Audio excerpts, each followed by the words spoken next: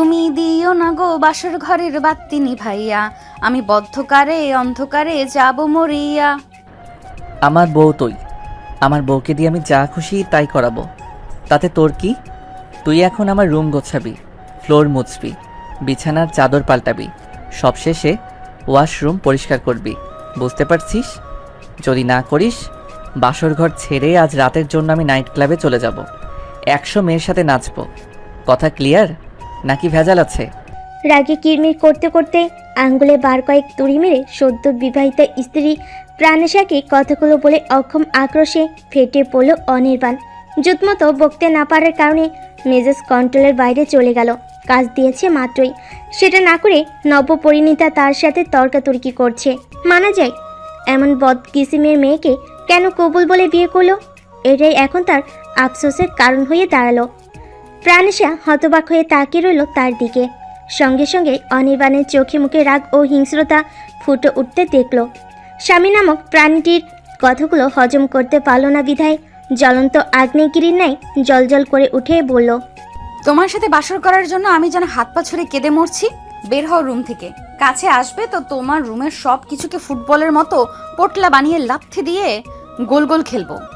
একই তো মাথার ভেতর থাকা মগজটুকু ফুটন্ত পানি নেয় টকবক টকবক করে উতলাচ্ছে। প্রাণেশার কথায় সেটুকু যেন এখন চতুর্দিকে ছড়িয়ে পড়ল। মস্তিষ্ক দিকি দিকি করে জ্বলে জ্বলে উঠল। সহ্যের বাইরে চলে গেল সব কিছু। প্রাণেশার এই বেয়াদবি হজম করতে না পেরে অনির্বাণ জোরে সোরে এক লাথি মারল ফ্লোরে। সারাদিনের কথা মনে করে দাঁতের দাঁত চেপে বলল, তোকে আমি কোনো দিন বউ হিসেবে মানব না। তুই একটা বেয়াদব, ডাইনি, কালনাগিনী, শাকচন্নি, শেওড়া গাছের ভূত।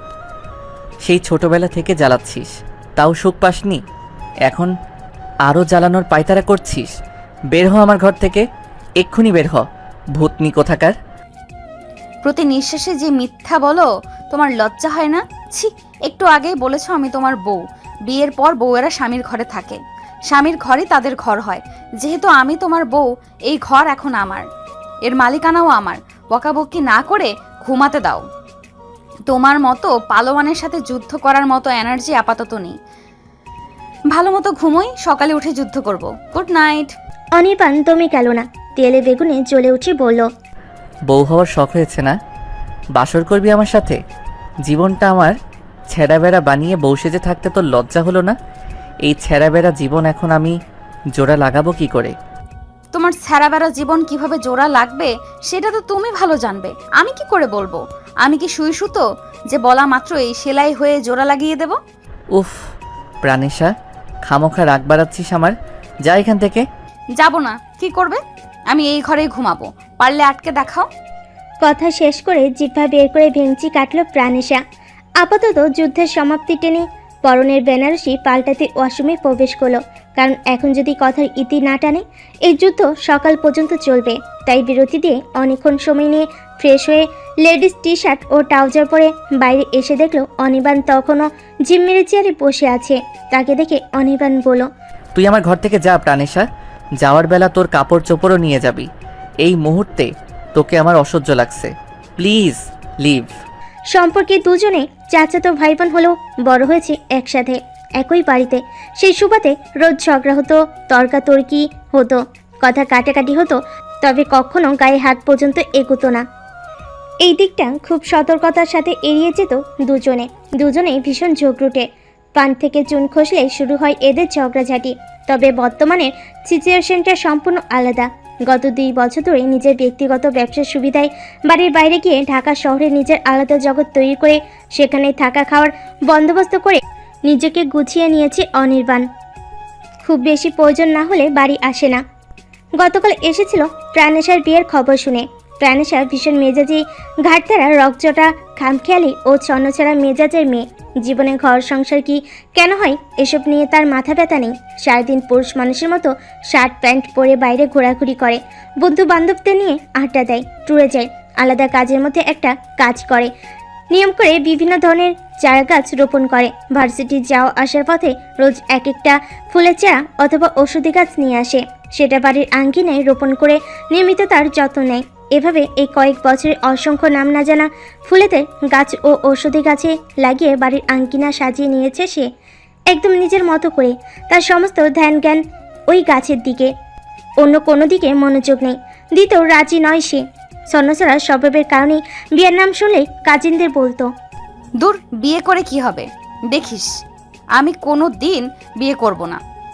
এই গিন্নিপনা আমাকে দিয়ে হবে না। প্রাণেশা অনার্স শেষ করেছে কিছুদিন আগে, ভালো রেজাল্টও করেছে। তাই বাড়ির মুরব্বীরা আলাপ আলোচনা করে তার বিয়ে ঠিক করেছিলেন তারই প্রিয় বন্ধুটির সাথে। কিন্তু বিয়ের দিন তার প্রাণপ্রিয় বন্ধু লাপাত্তা। বরের গোষ্ঠীসূতো সবার ফোন নাম্বার একসাথে বন্ধ, কারোর সাথেও যোগাযোগ করা যাচ্ছিল না। এদিকে দিন গড়িয়ে যাচ্ছিল প্রায়। শেষবেলা ফোন এলো, পাত্র পালিয়েছে তার পছন্দের মানুষকে নিয়ে। সেটা শুনে দুঃখে পেল কেঁদে কেটে। গাল ভাসিয়ে দেওয়ার বদলে বেনারসি খুলে সমবয়সী ও বয়সের ছোট সব কাজিনদের নিয়ে উড়াধরা নাচানাচি শুরু করেছিল প্রাণেশা। যেন বিয়ে ভাঙেনি, বরং তার রং লেগেছে। বাড়ির সবাই তার এত সব আচরণে রীতিমতো বিরক্ত, ক্ষুব্ধ। বিয়ে ভাঙলে আশেপাশের মানুষজন খারাপ কথা শোনাবে এইভাবে অনির্বাণের বাবা, প্রাণেশার বাবা ও বাকি দুই চাচা মিলে বাড়ির মেজে ছেলে শেখ অনির্বাণ সৈকতের ঘাড়ির উপর চাপ বাড়িয়ে দিতে কোনো প্রকার পূর্ব প্রস্তুতি ছাড়াই বিয়ে পড়িয়ে দেওয়ার সিদ্ধান্ত নেন। আর তাতেই ঘরের প্রত্যেকটা সদস্যের উপর রেগেমেগে বোম হয়ে গিয়েছিল অনির্বাণ। মুখের উপর তর্ক করতে পারেনি। বড় ভাই, বাবা ও চাচাদের খুব সম্মান করে চলে সে, তাদের কথা মেনে চলার চেষ্টা করে। তাছাড়া বাড়ির সম্মান, বাবা চাচাদের সম্মান, এসব ভেবে রাজি হয়ে গিয়েছিল সে। কবুল বলে প্রাণেশার মতো ঘাটতারা আধা বেটা ছেলে মেয়েকে বউ বানিয়ে নিজের ঘরে জায়গা দিতে বাধ্য হলো। প্রাণেশা তার থেকে 5 বছরের ছোট হলেও নিজেকে সে সবসময় বড় ও পণ্ডিত দাবি করে। যে মেয়ে ঘর বোঝে না, সংসার বুঝে না, কাছের মানুষদের মূল্য বুঝে না, তাকে বিয়ে করে এখন কপাল চাপড়াতে হচ্ছে তার। সে নিয়ম শৃঙ্খলা মেনে চলা মানুষ, কোনো ধরনের অসচেতনতা, অকারণ ঝুট ঝামেলা, তর্ক বিতর্ক পছন্দ করে না। এজন্য ভিড় এড়িয়ে চলে, ঝামেলা এড়িয়ে চলে। একাকী জীবনে অভ্যস্ত হয়ে গিয়েছে। অথচ এখন বাড়ির সবার এই উদ্ভট আচরণ, হুকুম ও প্রাণেশার মেজাজ একসাথে এত কিছু তার বিরক্তি বাড়িয়ে দিল। কয়েক ঘন্টাতেই অস্থির হয়ে গেল সে। বেয়াদব মেয়েটা কথা এড়িয়ে গেল দেখে বিরক্তির স্বরে অনির্বাণ বলল, আমি তোকে যেতে বলেছি প্রাণেশা। আজকে সারাদিনের ধকলে প্রাণেশা যথেষ্ট ক্লান্ত। তার রুমের সব কাপড় চোপড় এই রুমে এনে সাজানো হয়েছে, কাজিনগুলোই সাজিয়েছে। এগুলো এখন রুমে নিয়ে গিয়ে পুনরায় সাজিয়ে গুছিয়ে রাখা ঝামেলা। এত কাজ করার শক্তি নেই, করে অভ্যস্ত নয় সে। আপাতত তার বিশ্রাম দরকার। তাই সে হাই তুলে ক্লান্ত শরীর নিয়ে ফুলে ফুলে সাজানো বিছানার একপাশে শুয়ে পড়ল। এতে হুকুম পালন করা কোনো কালেই অভ্যাস নেই তার, করতে বাধ্যও নয়। তাই নিজের মর্জি মতো চোখের উপর হাত থেকে অনির্বাণকে বলল, বাতি নেভাও। অনির্বাণ বিরক্ত হলো। কেউ তার কথা বোঝারই চেষ্টা করছে না। এই মেয়েটাকে কি করে সে বউ হিসাবে মেনে নিবে? কিভাবে সারা জীবন এক ঘরে থাকবে? এ তো সারাদিন পায়ে পা দিয়ে ঝগড়া করে, নাকের ডগে রাগ ঝুলিয়ে রাখে, সবসময় খিটমিট খিটমিট করে। এত বজ্রাগী বউ তার কপালে কিভাবে আসলো? তাছাড়া সম্পর্ক, এগুলোর মূল্য এই মেয়েটা বুঝবে তো? তার কাছে তো সব কিছুই খামখেয়ালি। নয়তো কোনো মেয়ে নিজের বিয়ে ভাঙলে ডিজে গান বাজিয়ে নাচে। 15 দিনের কথা ভাবতে গিয়ে রাগে সমস্ত শরীরে জ্বলুনি শুরু হলো অনির্বাণের। কটমট চোখে চেয়ে থেকেই বলল, এই নির্লজ্জ, তুই আমার বিছানায় শুয়েছিস কেন? বললাম না তোকে আমি বউ হিসেবে মানি না? কথা কানে যায় না? নেমে আয় বিছানা ছেড়ে, নয়তো ভালো হবে না। চোখের উপর থেকে হাত ছড়িয়ে প্রাণেশা বলল, নামবো না, কি করবে? ঘর পরিষ্কার করাবো। এখানে থাকতে হলে ঘর পরিষ্কার করতে হবে। দেখছিস না চারিদিকে কাঁচা ফুল ছড়িয়ে ছিটিয়ে আছে? চোখ কি কানা? কপালের নিচে থাকা চোখ কি উপরে নিয়ে হাঁটিস? কানি কোথাকার। দুজনার তর্কাতর্কি শুরু হয়ে গিয়েছিল এই ঘর গোছানো নিয়ে। অনির্বাণ রুমে এসে প্রাণাশাকে বলেছিল সম্পূর্ণ রুম পরিষ্কার করতে, কিন্তু প্রাণাশা শুনেনি, সোজা বারণ করে দিয়েছিল। সেই থেকে শুরু হওয়া তর্ক এখনও একই জায়গায় এসে দাঁড়ালো দেখে বিরক্ত প্রাণাশা তেতে উঠে পড়ল, থাকলাম না এখানে। ক্ষতি কি? সকালে উঠে সবাই যখন দেখবে আমি আমার রুমে ঘুমিয়েছি, বাবাও চাচ্চুদের হাতে উদম কেলানি ঘাড়ে নিও, ঠিক আছে? অনির্বাণ আটকে উঠল। প্রাণেশা চলে যাচ্ছিল। দরজার কাছে যেতে হ্যাসকা টানে তাকে বিছানায় ফেলে দিল অনির্বাণ। তাড়াহুড়ো করে পড়ল, তুই এখানেই ঘুমা, পারলে আমার ঘাড়ে উঠে ঘুমা। তাও ঘরের বাইরে যাইস না। নিজের কপাল নিজেই পোড়ালো অনির্বাণ। দাঁত কেলিয়ে হাসলো প্রাণেশা। ভুবন জয় করা হাসি। ফুলে ভরা বিছানার চাদরটা তুলে অনির্বাণের হাতে ধরিয়ে দিয়ে পড়ল। সকালে উঠে ধুয়ে দিও এটা, কেমন? পারলে বাড়ির বাকিদের কাপড় চোপড়ও ধুয়ে দিও। মাস শেষে মোটা অঙ্কের টাকা দেব। কাজ করবে আর টাকা দেব না? জানোই তো এত কিপটেমি আমার দ্বারা হয় না। আমি আবার ভীষণ দয়ালু, কারো কষ্ট একদমই সহ্য করতে পারি না। অনির্বাণ ঠোঁট কামড়ালো শুধু। কি ডেঞ্জারাস মেয়ে! কৌশলে তাকে জব্দ করে নিল। এই বয়সে এসে বাবা ও চাচাদের হাতের উড়াধুরা কেলানি খেতে চায় না সে। ছাত্র জীবনে অনেক খেয়েছে। শেষবার খেয়েছিল 10ম শ্রেণীতে টেস্টে ধরা খেয়ে। এরপর প্রিন্সিপালকে বুঝিয়ে সুঝিয়ে কত শত অনুরোধ করে ফাইনাল এক্সাম দিতে পেরেছিল। বাপরে, কি কেলানিটাই না খেয়েছিল! মনে পড়লে এখনও তার শরীরে পশম দাঁড়িয়ে যায়। সবার একটাই অভিযোগ ছিল, ক্লাসে ফার্স্ট হওয়া ছেলে কী করে টেস্টে ফেল করে। তাই কি আর জানতো এই বয়সে প্রেমের ভূত চেপেছিল মাথায়?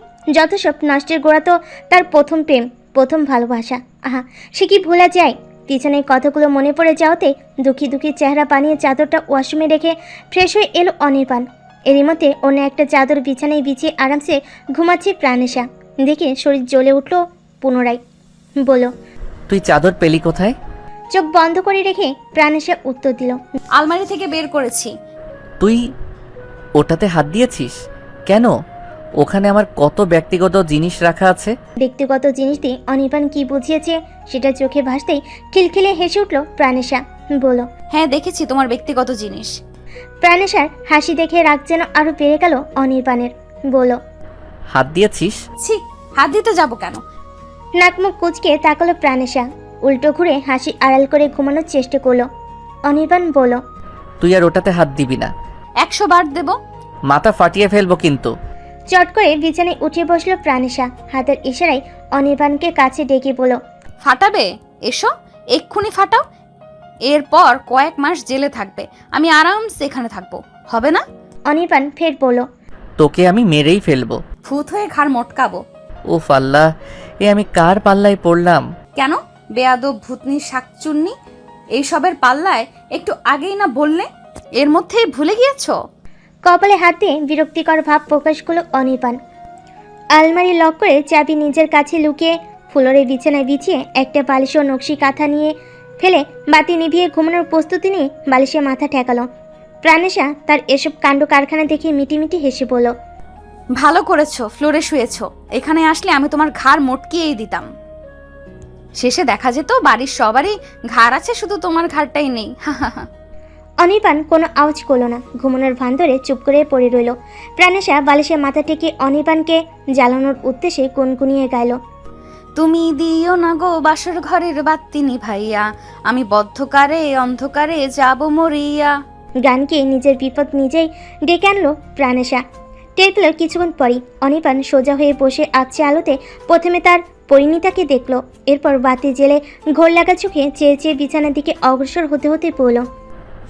পরের লাইনটা যেন কি? প্রাণেশা পরের লাইন মনে করার চেষ্টা করলো। এরই মধ্যে অনির্বাণ বলল, মনে পড়ছে না। ভয় মিশ্রিত মনে দুদিকে মাথা নাড়ল প্রাণেশা। অনির্বাণ চোরা হাসিতে মুখ ভরিয়ে তুলে বিছানায় হাত রেখে প্রাণেশার দিকে একটু ঝুঁকে ফিসফিসিয়ে বলল, তুমি ভয় কেন পাও প্রাণ স্বজনী আমায় দেখিয়া? তোমায় প্রেম সোহাগে রাখবো আমার বুকে জড়াইয়া। প্রাণেশা ঢোকিল। হাতের আলতো ছোঁয়াতে অনির্বাণকে ছুঁয়ে দূরে সরানোর চেষ্টা করে বলল, না প্লিজ দূরে যাও, আমি ঠিক আছি, আমার ভয় লাগছে না, তুমি বাতি নিভিয়ে শুয়ে পড়ো। অনির্বাণ দূরে গেল না, আরও কাছে এসে আঙ্গুলের আলতো স্পর্শে প্রাণেশার লাল হয়ে যাওয়া গাল ছুঁয়ে চোখে মুখে ফু দিয়ে বলল, তুই তো কাছে ডাকলি, দূরে যাই কি করে বল? প্লিজ তোমার দোহাই লাগে, তুমি যাও। হুম, যাব না। আজ তো আমাদের বাসর, ইশারায় যখন কাছে ডাকছিসই আদরটা শুরু করতেই পারি, কি বলিস? প্লিজ মেজো ভাইয়া যাও। ভাইয়া? প্রাণেশা কাঁদো কাঁদো গলেই বলল, ভাইয়াই তো ছিল। এখন তো আর ভাইয়া নই, একান্তই ব্যক্তিগত মানুষ হয়ে গেছি। ফের ভাইয়া ডাকলে তোর ঠোঁট দুটো আমি সেলাই করে দেব প্রাণ। তুমি দূরে যাও প্লিজ। দূরে যাওয়ার মোডে নেই আপাতত, আমি এখন রোমান্সের মোডে আছি। অনির্বাণ আরেকটু কাছে এগোলো। ভয়ে জড়সড় হয়ে গেল প্রাণেশা। পরক্ষণেই চিন্তা ভাবনা করে ফেলেও কিছু। যখন দুজনের মাঝখানে 1 ইঞ্চি সমান দূরত্ব রইল না, তখন দুহাতে অনির্বাণের চুল ধরে ঝাঁকুনি দিল। ব্যথায় আর্তনাদ করে উঠল অনির্বাণ। জোরপূর্বক হাত ছাড়িয়ে নিতেই দেখল কতগুলো ছোট ছোট চুল প্রাণেশের হাতের মুঠোয়। চুমুর বদলে চুল ছেঁড়া। রেগে মেগে কিছু বলতে যাবে তার আগেই প্রাণেশার রুমে দরজা খুলে বাইরে দৌড় দিল। দৌড়াতে দৌড়াতে চিৎকার দিয়ে বলল, বাবা গো, মা গো, কে কোথায় আছো গো? জলদি এসো, আমার ঘরে ডাকাত এসেছে। ও মা, ও বাবা, আমাকে বাঁচাও, হতচ্ছাড়া ডাকাত আমায় মেরে ফেললো রে। অনির্বাণের ঘুম ভাঙল সকাল 8:30টায়। এত বেলা অবধি ঘুমানোর অভ্যাস নেই। গতকাল রাতে প্রাণেশা তার চুল ছিঁড়ে দৌড় দেওয়ার পর আর মেয়েটার নাগাল পায়নি। তাতেই ঘর কাঁপানো হাসিতে পেট ফুলে উঠেছিল তার। প্রাণেশাকে ভয় দেখিয়ে রুম থেকে তাড়ানোর উদ্দেশ্যেই এইভাবে কাছে গিয়েছিল সে। বউ হলেই তাকে ছুতে হবে এমন কোনো বাড়তি আকাঙ্ক্ষা তার মধ্যে ছিল না। ছিল শুধু প্রাণাশাকে দূরে সরানোর চিন্তা, শান্তিতে ঘুমানোর চিন্তা, যার কারণে ইচ্ছাকৃতভাবে কাছে এগিয়ে এরকম একটা সিচুয়েশন তৈরি করেছিল সে। প্ল্যান সাকসেসফুল হওয়াতে শান্তির একটা ঘুম হয়েছে। এসব চিন্তা করে একে একে হাসছিল অনির্বাণ। হাই তুলতে তুলতে বেলকনিতে এসে দাঁড়াতেই দেখলো ভাঙ্গা একটা গাছের নিচে ছোট চাচা শেখ শওকত আলমের ছেলে ও মেয়েকে কান ধরিয়ে উঠবস করাচ্ছে প্রাণেশা। হাতে একটা কুঞ্চি, রাকুত্ব মুখ, জ্বলন্ত দৃষ্টি। ভাই বোন দুটো বেশ ভয় পাচ্ছে প্রাণেশার এই দৃষ্টি। ভয়ে কাচুমাচু হয়ে তারা কান ধরে উঠবস করছে আর ফুপাচ্ছে। দূর থেকে এই দৃশ্য দেখে বড্ড মায়া হলো অনির্বাণের। গলা উঁচিয়ে পড়ল, ওদেরকে এই শাস্তি কেন দিচ্ছিস প্রাণেশা? প্রাণেশা চোখ কটমটিয়ে বলে উঠল, সেটা তোমাকে কেন বলবো? তুমি কে? কাজের মাঝখানে বিরক্ত করছো কেন? যাও এখান থেকে। পরপর রাগের চোখে ভাই বোন দুটোর দিকে যে ধমকে বলে ওঠে। দিলাম শুনে ওরা চিৎকার দিয়ে কান্না শুরু করে দিয়েছে। প্রাণেশা হাঁ হয়ে ওদের কান্না দেখছিল, কারণ এখন অব্দি কঞ্চি দিয়ে একটা আঘাতও সে দেয়নি, শুধু ভয় দেখাতেই কঞ্চি হাতে রাখা। এদিকে দূর থেকে ওদের কিছু একটা ইশারা করলো অনির্বাণ। প্রাণেশা না বুঝলেও ভাই বোন দুটো ঠিকই বুঝে নিল। সাউন্ডে কান্না শুরু করলো। অনির্বাণ তখন সুযোগ পেয়ে পড়ল, তোর তো সাহস কম না, তুই ওদের গায়ে হাত দিচ্ছিস? ওরা এখনো ছোট, এসব শাসনের কি বুঝে? প্রাণেশা ফুঁসে উঠে পড়ল, কিছু বোঝে না, শুধু বুঝে গাছের ডালে চড়ে গাছ ভাঙতে। এইটুকু একটা গাছ, এইটার ডালে চড়ার কি দরকার ছিল? একটা গাছের দাম কত জানো? সেইটাকে যত্ন করে বড় করার কষ্ট বোঝো? বুঝবে কি করে? জীবনে কোনোদিন একটা গাছ লাগিয়েছো? অলস কোথাকার। আসছে জ্ঞান দিতে। অলস তো তুই, অকর্মাও তুই। কাজের মধ্যে পারিস ওই একটাই। মেয়ে হয়ে জন্মেছিস, তোর তো দিনরাত রান্নাঘরে থাকার কথা। তুই কেন পুরুষের মতো হাঁটাচলা করবি? আধা বেটা ছেলে একটা। আমি কি করব, কি করব না সেটা আমি বুঝবো। তুমি মাথা ঘামানোর কে? আমি কে জানিস না? কবুল বলে যে আমার গলায় ঝুলেছিস, সেটা কি ভুলে গিয়েছিস? আমি তোর স্বামী। এখন থেকে আমার সব কথা মেনে চলবি, নয়তো। প্রাণেশা দাঁত কিরমির করে বলল, আমি তোমার গলায় ঝুলিনি। যা হয়েছে তাতে আমার হাত ছিল না। এই জন্য তুমি যদি ভাবো রোজ রোজ অফিস যাওয়ার আগে রান্না বান্না করে তোমাকে মুখে তুলে খাইয়ে দিয়ে প্রতি সেবা করব, তাহলে ভুল ভাবছো। প্রাণ মরে গেলেও হাত পা পুড়িয়ে তোমার জন্য রান্না করব না। তোর হাতে রান্না খাওয়ার চেয়ে কচু গাছে দড়ি বেঁধে ঝুলে যাওয়া বেটার। অনির্বাণ যেভাবে কৌতুক করে বলল, প্রাণেশাও ঠিক একইভাবেই বলল, তাহলে যাও ঝুলো। বাড়ির ওই পাশে পরিত্যক্ত ঝোপঝাড় আছে, ওইখানে অসংখ্য কচু গাছও আছে। তোমার যেটা ভালো লাগে তুমি সেটাই ঝুলে পড়ো। খামোখা আমার কাছে বিরক্ত করো না। কোনো মতেই প্রাণেশাকে থামানো গেল না। এদিকে বাচ্চা দুটো সমানে কেঁদে চলছে। এই পর্যায়ে সে প্রাণেশাকে প্রায় ধমকে উঠে বলল, ওদের উপর টর্চার করিস না প্রাণেশা, ব্যাপারটা ভালো দেখাচ্ছে না। তুই কিন্তু খুব বাড়াবাড়ি করছিস। ওরা আমার গাছ নষ্ট করেছে, ওদেরকে এত সহজে ছেড়ে দেব না। তুই এত ছোট লোক, সামান্য একটা গাছের জন্য অবুঝ বাচ্চাদের উপর টর্চার করছিস? ছি প্রাণ। ছোট লোক শব্দটা শুনে রাগে দুঃখে কষ্টে অপমানে প্রচণ্ড কান্না পেল প্রাণেশার। তার এত যত্নের গাছ, এত প্রিয় গাছ, এই দারুচিনি গাছটা সংগ্রহ করার জন্য অনেক কষ্ট করতে হয়েছিল তাকে। খুঁজে পাচ্ছিল না।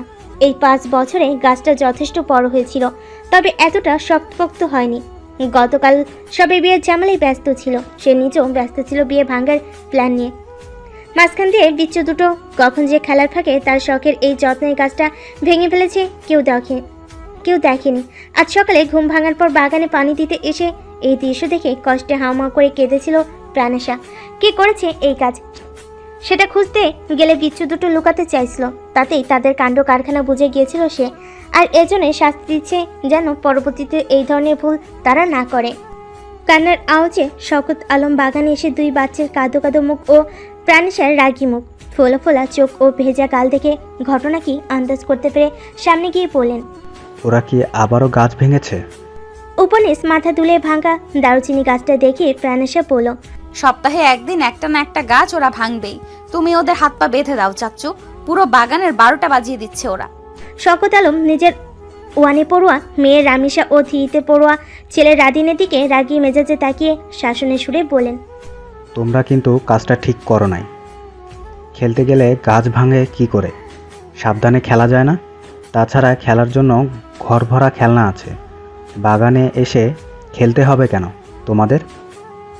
গাছ কত উপকারী এটা জানো না? এভাবে যদি প্রতিদিন একটা করে গাছ নষ্ট করো, পরিবেশের কত ক্ষতি সেটা বুঝতে পারো না? কথার ফাঁকে ছেলের দিকে তাকিয়ে বললেন, এইটুকু গাছে কে উঠেছে? রাদিন ফটাফট আঙ্গুলটা বোনের দিকে ঘুরিয়ে নিল। রামিসা বলল, আমি ইচ্ছে করে উঠিনি আব্বু, ভাইয়াই তো আমাকে গাছে ওঠা শেখাতে চাইলো। দোষ যে দুজনেরই সেটা বেশ বুঝতে পারলেন শওকত আলম। প্রাণেশাকে বুঝাতে বললেন, তুই মন খারাপ করিস না মা, ওরা আর গাছ ভাঙবে না, আমি বুঝিয়ে বলেছি। এরপর পকেট থেকে বেশ কিছু টাকা বের করে প্রাণেশার হাতে ধরিয়ে দিয়ে বলেন, নাস্তা খেয়ে আজই গিয়ে নিজের পছন্দ মতো কয়েকটা চারা গাছ কিনে আনবি। চাচুর কথা মেনে নিলেও ভাঙা গাছের জন্য তার যে যন্ত্রণা বুকে চেপে বসলো, সেটুকু থেকে মুক্তি মিলল না। মনের যন্ত্রণা হালকা করতে ভাইবোন ও চাচুকে বিদায় করে ওখানেই দাঁড়িয়ে রইল প্রাণেশা।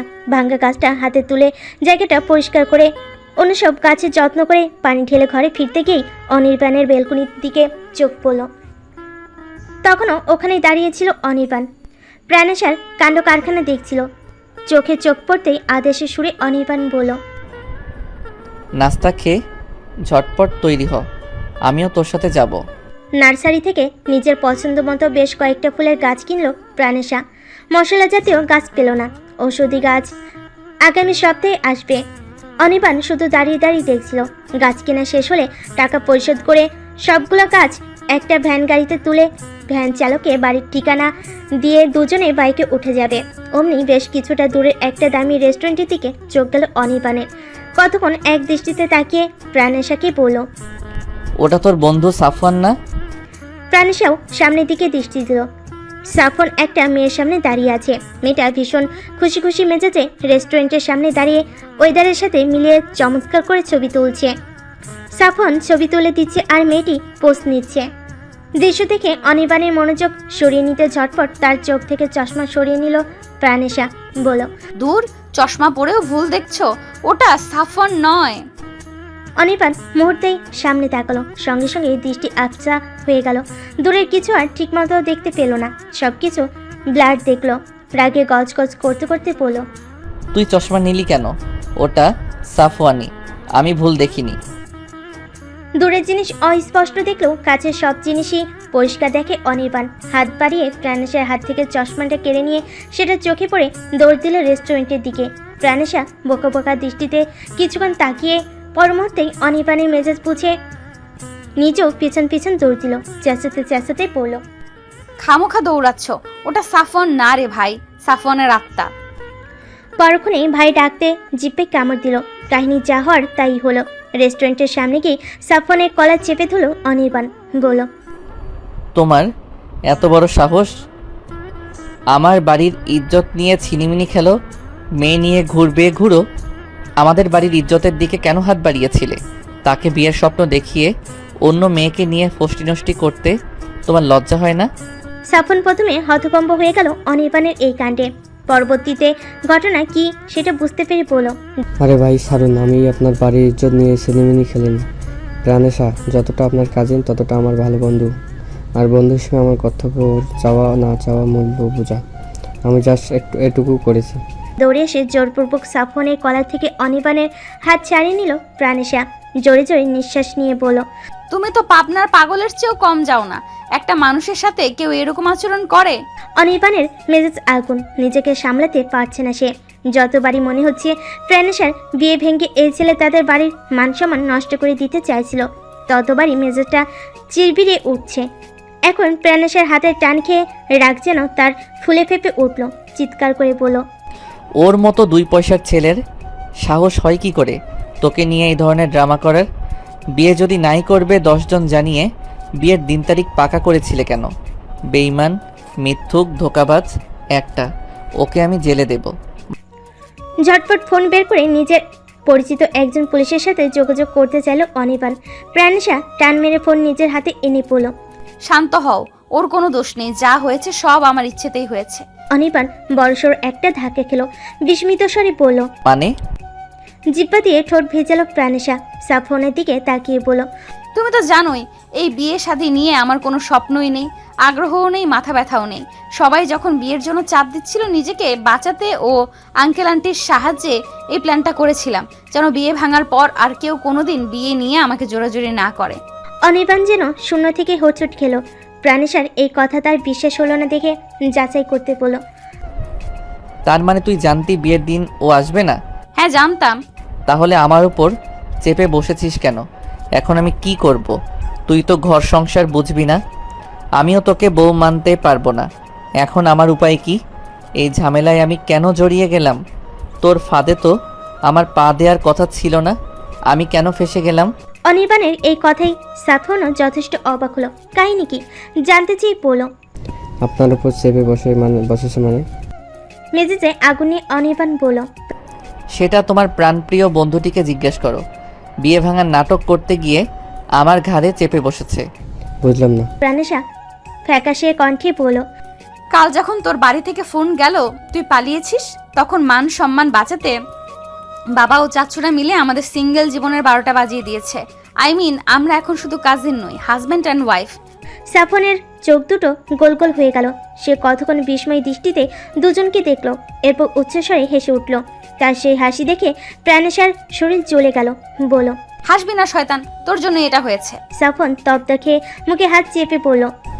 আমার কি দোষ? তুই তো প্ল্যান সাজালি। তোর প্ল্যানে তো শেষ পর্যন্ত কবুল বলার কথা ছিল না, বললি কেন? না বলে উপায় ছিল? সবাই আমাকে চেপে ধরে কবুল বলিয়েছে। পরক্ষণেই অনির্বাণের দিকে আঙ্গুল তাক করেই পড়ল। এই যে সামনে থাকা একটা জ্যান্ত গাধা, তার মাথায় কোনো বুদ্ধিই নেই। আরে ভাই, কেউ চেপে ধরলেই কেন কবুল বলতে হবে? সদর দরজা তো খোলা ছিল, দৌড় দিতে পারলো না। এই গাধার জন্য এখন আমার জীবনটা শেষ। উত্তর যেন ঠোঁটের কোণে ঝুলেছিল অনির্বাণের। ফটাফট বলল, তুই দৌড় দিতে পারিসনি? আমি তো তোর প্ল্যানের কথা জানতাম না। তুই যখন জানতি তাহলে ভাগলি না কেন? মাথা মোটা কোথাকার। নিজে তো বাঁচতে পারলি না, আমাকেও বাঁচতে দিলি না। কি যে করব, ধুর। সত্যিটা জানার পর মেজাজে 12টা বেজে গেছে অনির্বাণের। প্রাণেশার যদি বিয়ে ভাঙারই ইচ্ছে ছিল, তাহলে শেষ পর্যন্ত বিয়েটা করলো কেন? কেনই বা তার জীবনের প্রবেশ করলো? এই মেয়েকে নিয়ে ঘর সংসার কিভাবে হবে চিন্তা করতে গিয়ে অস্থির হয়ে গেল অনির্বাণ। নিজের আচরণের জন্য লজ্জিত হয়ে সাফওয়ানকে বলল, তুমি কিছু মনে করো না সাফওয়ান, এই গাধি আমাকে আগে কিছু বলেনি, তাই তোমাকে এখানে দেখে রিয়্যাক্ট করে ফেলেছি।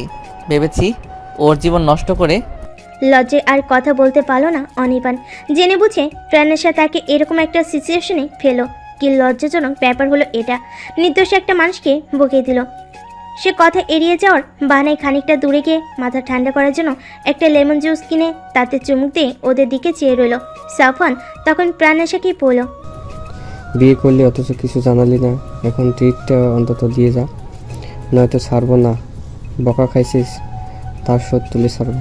প্রাণেশা পাংশু মুখে বলল, তোর কি ধারণা আমি খুব জমিয়ে ঘর সংসার করব? ঠিক 1 সপ্তাহের মধ্যে ডিভোর্সের কথা উঠবে। নিশ্চিত থাক, যদি ডিভোর্স না হয় তাহলে ট্রিট দেব। এরপর সাফওয়ানের গার্লফ্রেন্ডের সাথে অল্প স্বল্প গল্প করে ওদেরকে বিদায় দিয়ে অনির্বাণের সামনে এসে বলল, বাড়ি যাবে না? অনির্বাণ কাটকাট গলেই বলল, তুই যা। বেরিয়ে এসেছি দুজন, যাবো একা? তাতে তোর কি? তুই তো একা পথ চলে অভ্যস্ত। এমন তো না যে আমি সঙ্গে না গেলে বাড়ি পৌঁছাতে পারবি না। একা গেলে সবাই কি ভাববে? সবার জন্য চিন্তা হয় তোর? যদি চিন্তা হতো এরকম একটা থার্ড ক্লাস প্ল্যান করে আমার ঘাড়ে চেপে বসতি না। এখন কি চাইছো তুমি? ডিভোর্স? অনির্বাণ হেসে বলল, তুই কি চাস? আমি কি চাই সেটা তুমি জানো? তাহলে আর কি, সময় মতো পেয়ে যাবি।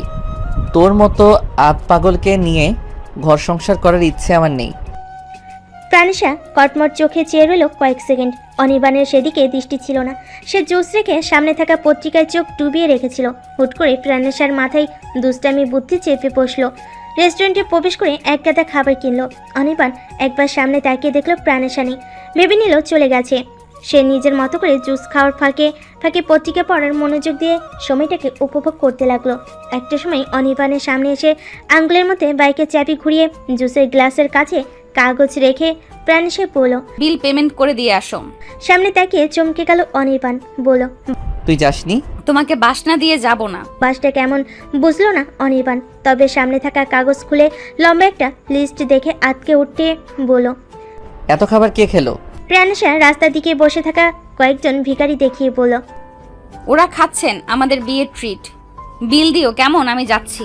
অনির্বাণ কিছু বলার আগে আঙ্গুলের প্যাচে থাকা চাবি দেখিয়ে রহস্যময়ী হাসি এসে বাইক স্টার্ট করে হাওয়ার বেগে উড়ে গেল প্রাণেশা। অনির্বাণ দৌড়ে এসো নাগাল পেল না তার বাইক, অথচ মেয়েটা তাকেই ফেলে রেখে চলে গেল। এরই মধ্যে রেস্টুরেন্টের ওয়েটার এসে বিল চালে পকেটে হাত দিয়ে আরেক দফা বাস খেল অনির্বাণ। তার ক্রেডিট কার্ড, মানিব্যাগ কিচ্ছু পকেটে নেই।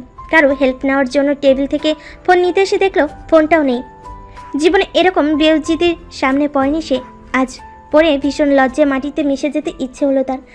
কপাল চাপড়ে বিড়বিড়ালো, উফ আল্লাহ, এই লজ্জা আমি কোথায় রাখি? এখন কি হবে? বিল পেমেন্ট করব কি করে? বিল না মিটিয়ে রেস্টুরেন্টের থেকে বাড়ি ফিরতে পারবে না, এটা বেশ বুঝলো অনির্বাণ। হাতে সামান্য খুচরো পর্যন্ত নেই। রাগে মেজাজ এখন সপ্তম আকাশে। প্রাণেশার সামনে থাকলে সম্পর্কের দিক ভুলে গিয়ে জোরসে কয়েকটা চড়থাপ্পড় দিয়ে বসতো, কিন্তু মেয়েটাই তো পালালো, তাও আবার এরকম একটা লজ্জাজনক বাস দিয়ে। বিব্রতকর অবস্থায় রেখে কোনো মতে এখান থেকে সম্মানের সাথে উদ্ধার হতে পারলে বাড়ি গিয়ে ইচ্ছে মতো শাস্তি দিবে, এটুকু মনস্থির করে উপায় খুঁজতে লাগলো অনির্বাণ। ওইটা তার মনোভাব বুঝলো না, সে তাড়াতেই বলল, বিল পেমেন্ট করুন স্যার। অনির্বাণ খিটমিট মেজাজে বলল, করছি রে ভাই, আপনার টাকা নিয়ে আমি পালাবো না, একটু সময় দিন। ওইটার কিছুক্ষণ তাকিয়ে নিজের কাজে ব্যস্ত হয়ে পড়ল। অনির্বাণ তাকে আবার ডেকে পড়ল। আপনার ফোনটা একটু দিবেন? ওইটার তার বিপদ সমান বুঝলো কিনা কে জানে, তবে নিজের ফোন বাড়িয়ে দিয়ে টেবিল মোছা শুরু করলো। ঠোঁট কামড়ে নিজের বড় ভাই শেখ আরিয়ান শামস এর নাম্বার ডায়াল করলো অনির্বাণ। রিসিভ হতে লজ্জিত কণ্ঠে বলল, ভাইয়া আমি অনি, একটা হেল্প লাগবে। ভাইয়ের কণ্ঠস্বর চিনতে পেরে ওপাশ থেকে আরিয়ান বলল, কি হেল্প? আমার 15,000 টাকা লাগবে, আমি বাসায় গিয়ে দিয়ে দিব। ইজ্জতের ব্যাপার, প্লিজ বাঁচাও। কি হয়েছে? তুই না প্রাণেশাকে নিয়ে বেরিয়েছিলি? হ্যাঁ, ওই তো বাসটা দিল। বাস? সব কথা খুলে বলল অনির্বাণ। শুনে ওপাশে অট্ট হাসিতে ফেটে পড়ল আরিয়ান। কৌতুকের সরে বলল, একদিনে যদি পকেটের এই অবস্থা হয়, সারা জীবনকে সামলাবে কিভাবে ভাই? অনির্বাণ দিক দিশা হারিয়ে পড়ল। তোমরাই তো আমাকে বুঝলে না, এখন বলছো সামলাবো কি করে? ঘাড়ে চাপানোর আগে এটা ভাবনি যে প্রাণের সাথে আর যাই হোক ঘর সংসার হবে না? ভালো করেই জানো ও একটা মিচকে শয়তান, বদের হাড্ডি। কেমন বিপদে ফেলেছে দেখেছো? ইজ্জত নিয়ে টানাটানি। ভাই দুঃখে কষ্ট হওয়ার বদলে মাত্র অতিরিক্ত হাসি পেয়ে বসলো আরিয়ানের। ফোনের ওপাশে এত শব্দ করে হাসছিল যে সেই হাসি অনির্বাণের মুখটা চুপসে দিয়েছে। সে মুখ ভার করে চুপ করেছিল। সাবধান দিতে আরিয়ান বলল, ওখানে কারো বিকাশ অ্যাকাউন্ট থাকলে নাম্বারটা টেক্সট কর, আমি টাকা পাঠাচ্ছি। থ্যাংক ইউ ভাইয়া, আমি বাড়ি গিয়েই ফেরত দিয়ে দিব। ধুর, ফেরত দিতে হবে না, নম্বর দে কুইক, আমার মিটিং আছে। ওইটার বিকাশ নাম্বারটা আরিয়ানকে দিয়ে 5 মিনিট অপেক্ষা করলো নির্বাণ। এরই মধ্যে টাকা চলে এলো 10,000 টাকা। বিল মিটিয়ে বাকি টাকা পকেটে রেখে রেস্টুরেন্টের বাইরে পা রাখতে ভিখারিদের সামনে পড়ে গেল সে। দল বেঁধে সবাই তার সামনে এসে প্রশংসা ও দোয়া করে ভাসিয়ে দিল। সবচেয়ে বেশি যে দোয়া করলো তা হলো, তোমার বউটা খুব সুন্দর বাজান, অমন সুন্দর মনের মানুষ আজকাল দেখা যায় না। আল্লাহর কাছে দোয়া করুম রোজ, ভালো থাইকো দুজনে। এ জাতীয় দোয়া প্রশংসা শুনলে লজ্জায় লাগে। লজ্জা থেকে বাঁচতে ওনাদের পাশ কাটিয়ে একটা সিএনজি থামিয়ে বাড়ির দিকে রওনা দিল অনির্বাণ। নতুন যে চারা গাছ এনেছিল সেগুলোই বাড়ির আঙ্গিনায় রোপণ করছিল প্রাণেশা। যেহেতু তার আর কোনো কাজ নেই, তাই আস্তে ধীরে সময় নিয়ে মনোযোগ দিয়ে নিজের কাজটা করছিল। মাথা নুয়ে কাজ করছিল বলে বাগানের মাঝখানে রাস্তা দিয়ে অনির্বাণের প্রবেশটা সে দেখতে পেল না। অনির্বাণ ঘরে প্রবেশ করেই চারপাশে চোখ ঘুরিয়ে প্রাণেশাকে খুঁজল। এদিক ওদিক কোথাও নেই। বকাঝকা পরে দেবে এই ভেবে ফ্রেশ হতে নিজের রুমে প্রবেশ করেই বিছানার উপর রাখা নিজের ক্রেডিট কার্ড, মানিব্যাগ ও মোবাইল দেখে নিশ্চিত হলো প্রাণেশা বাড়িতেই আছে। কিন্তু চিন্তা পালো মোবাইল না হয় হাত থেকে কেড়ে নিয়েছিল বলে ওটা প্রাণেশার হাতেই ছিল। মানিব্যাগ ও ক্রেডিট কার্ডের লাগাল মেয়েটা পেল কি করে? পকেট কাটলো। সন্ধ্যার মনে নিজের প্যান্টের পকেট চেক করলো অনির্বাণ। কোনো দিকে ছেঁড়া ফাটা নেই, অথচ সব কিছু প্রাণেশার দখলে। কিভাবে? ভাবতে ভাবতে যখন কোনো সমাধান পেল না, চোখে মুখে বিরক্তি ও রাগ নেই সব কিছু গুছিয়ে রেখে টাওয়াল ও পোশাক নিয়ে ওয়াশরুমে প্রবেশ করলো। লম্বা সময় ধরে শাওয়ার নিয়ে বের হতেই প্রাণেশার মা তার মেঝো চাচি তাহমিনা আহমেদের মুখোমুখি পড়ে গেল। তিনি দরজার কাছে দাঁড়িয়ে আছেন, হয়তো কিছু বলতে বা জানতে এসেছেন। এত কিছু না ভেবে হাসি মুখে বলল, কিছু বলবে চাচি আম্মা? তাহমিনা আহমেদ গম্ভীর চেহারা নিয়ে শুধু উপনিস মাথা নাড়লেন। অনির্বাণ সে চেহারা খেয়াল করে চেয়ার বাড়িয়ে দিয়ে পড়ল। বসো এখানে, তারপর বলো। তিনি বসলেও কিছু বলতে পারছিলেন না, কেবলই আনমনে কিছু একটা ভেবে যাচ্ছিলেন। অনির্বাণ সেই ভাবনারত চেহারার দিকে তাকিয়ে বলল, কি বলতে এসেছো নির্ভয় বলো। আমি তোমার ছেলের মতো, আমার সামনে কোনো সংকোচ করো না। তাহমিনা আহমেদ বিষণ্ণতা ভরা কণ্ঠে বলল, প্রাণের এই উদ্ভট কাজকর্ম আমাকে খুব চিন্তা ফেলেছে অনি। এই জেদ, এই রাগ, এসব কিভাবে এলো মাঝে মধ্যে ভেবে পাই না আমি। মেয়েটাকে বুঝাবো, সেই সুযোগও আসে না। 2 মিনিট সময় দেয় না কাউকে। সব সময় ওর এই খামখেয়ালি আচরণ মেনে নেওয়া যায় না। আমরা সবাই অতিষ্ঠ, সব কিছুর একটা লিমিট থাকে, কিন্তু ও সব লিমিট ক্রস করে ফেলেছে। বিয়েটা খুব সিরিয়াসলি নিচ্ছে না কেন বলো তো? অনির্বাণ কি বলবে ভেবে পেল না। এমন না যে প্রাণেশাকে সে খুব ভালো বুঝে, একেবারেই বুঝে না এটাও নয়, তবে এরকম চলাফেরাটা খুব চিন্তার। প্রাণেশা খুব যে বেয়াদব, উচ্ছৃঙ্খল কিংবা মারকুটে এমনটাও নয়। তার একটাই সমস্যা, সে নিজের মতো করে বাঁচতে ভালোবাসে, নিজেকে সময় দিতে ভালোবাসে, নিজের কথা ও ইচ্ছেদের গুরুত্ব দিতে ভালোবাসে। এটুকুতে যদি আঘাত চলে আসে তাহলে একটু রাগ, একটু জেদ ও গোচ্ছা দেখায়। একটু ভেবেচিন্তে অনির্বাণ বলল, ও কি কাউকে ভালোবাসতো? না না, এমনটা হলে রূপ ও তানি নিশ্চয়ই জানতো। তানিশা হচ্ছে প্রাণেশার বড় বোন, আর রূপকথা হচ্ছে এই বাড়ির বড় ছেলে আরিয়ানের বিবাহিতা স্ত্রী। তাদের 2 বছরের একটা মেয়েও আছে। বাড়ির গুরুজনদের সাথে সম্পর্ক যেমনই হোক, রূপকথার সাথে প্রাণেশার সম্পর্কটা গলায় গলায়।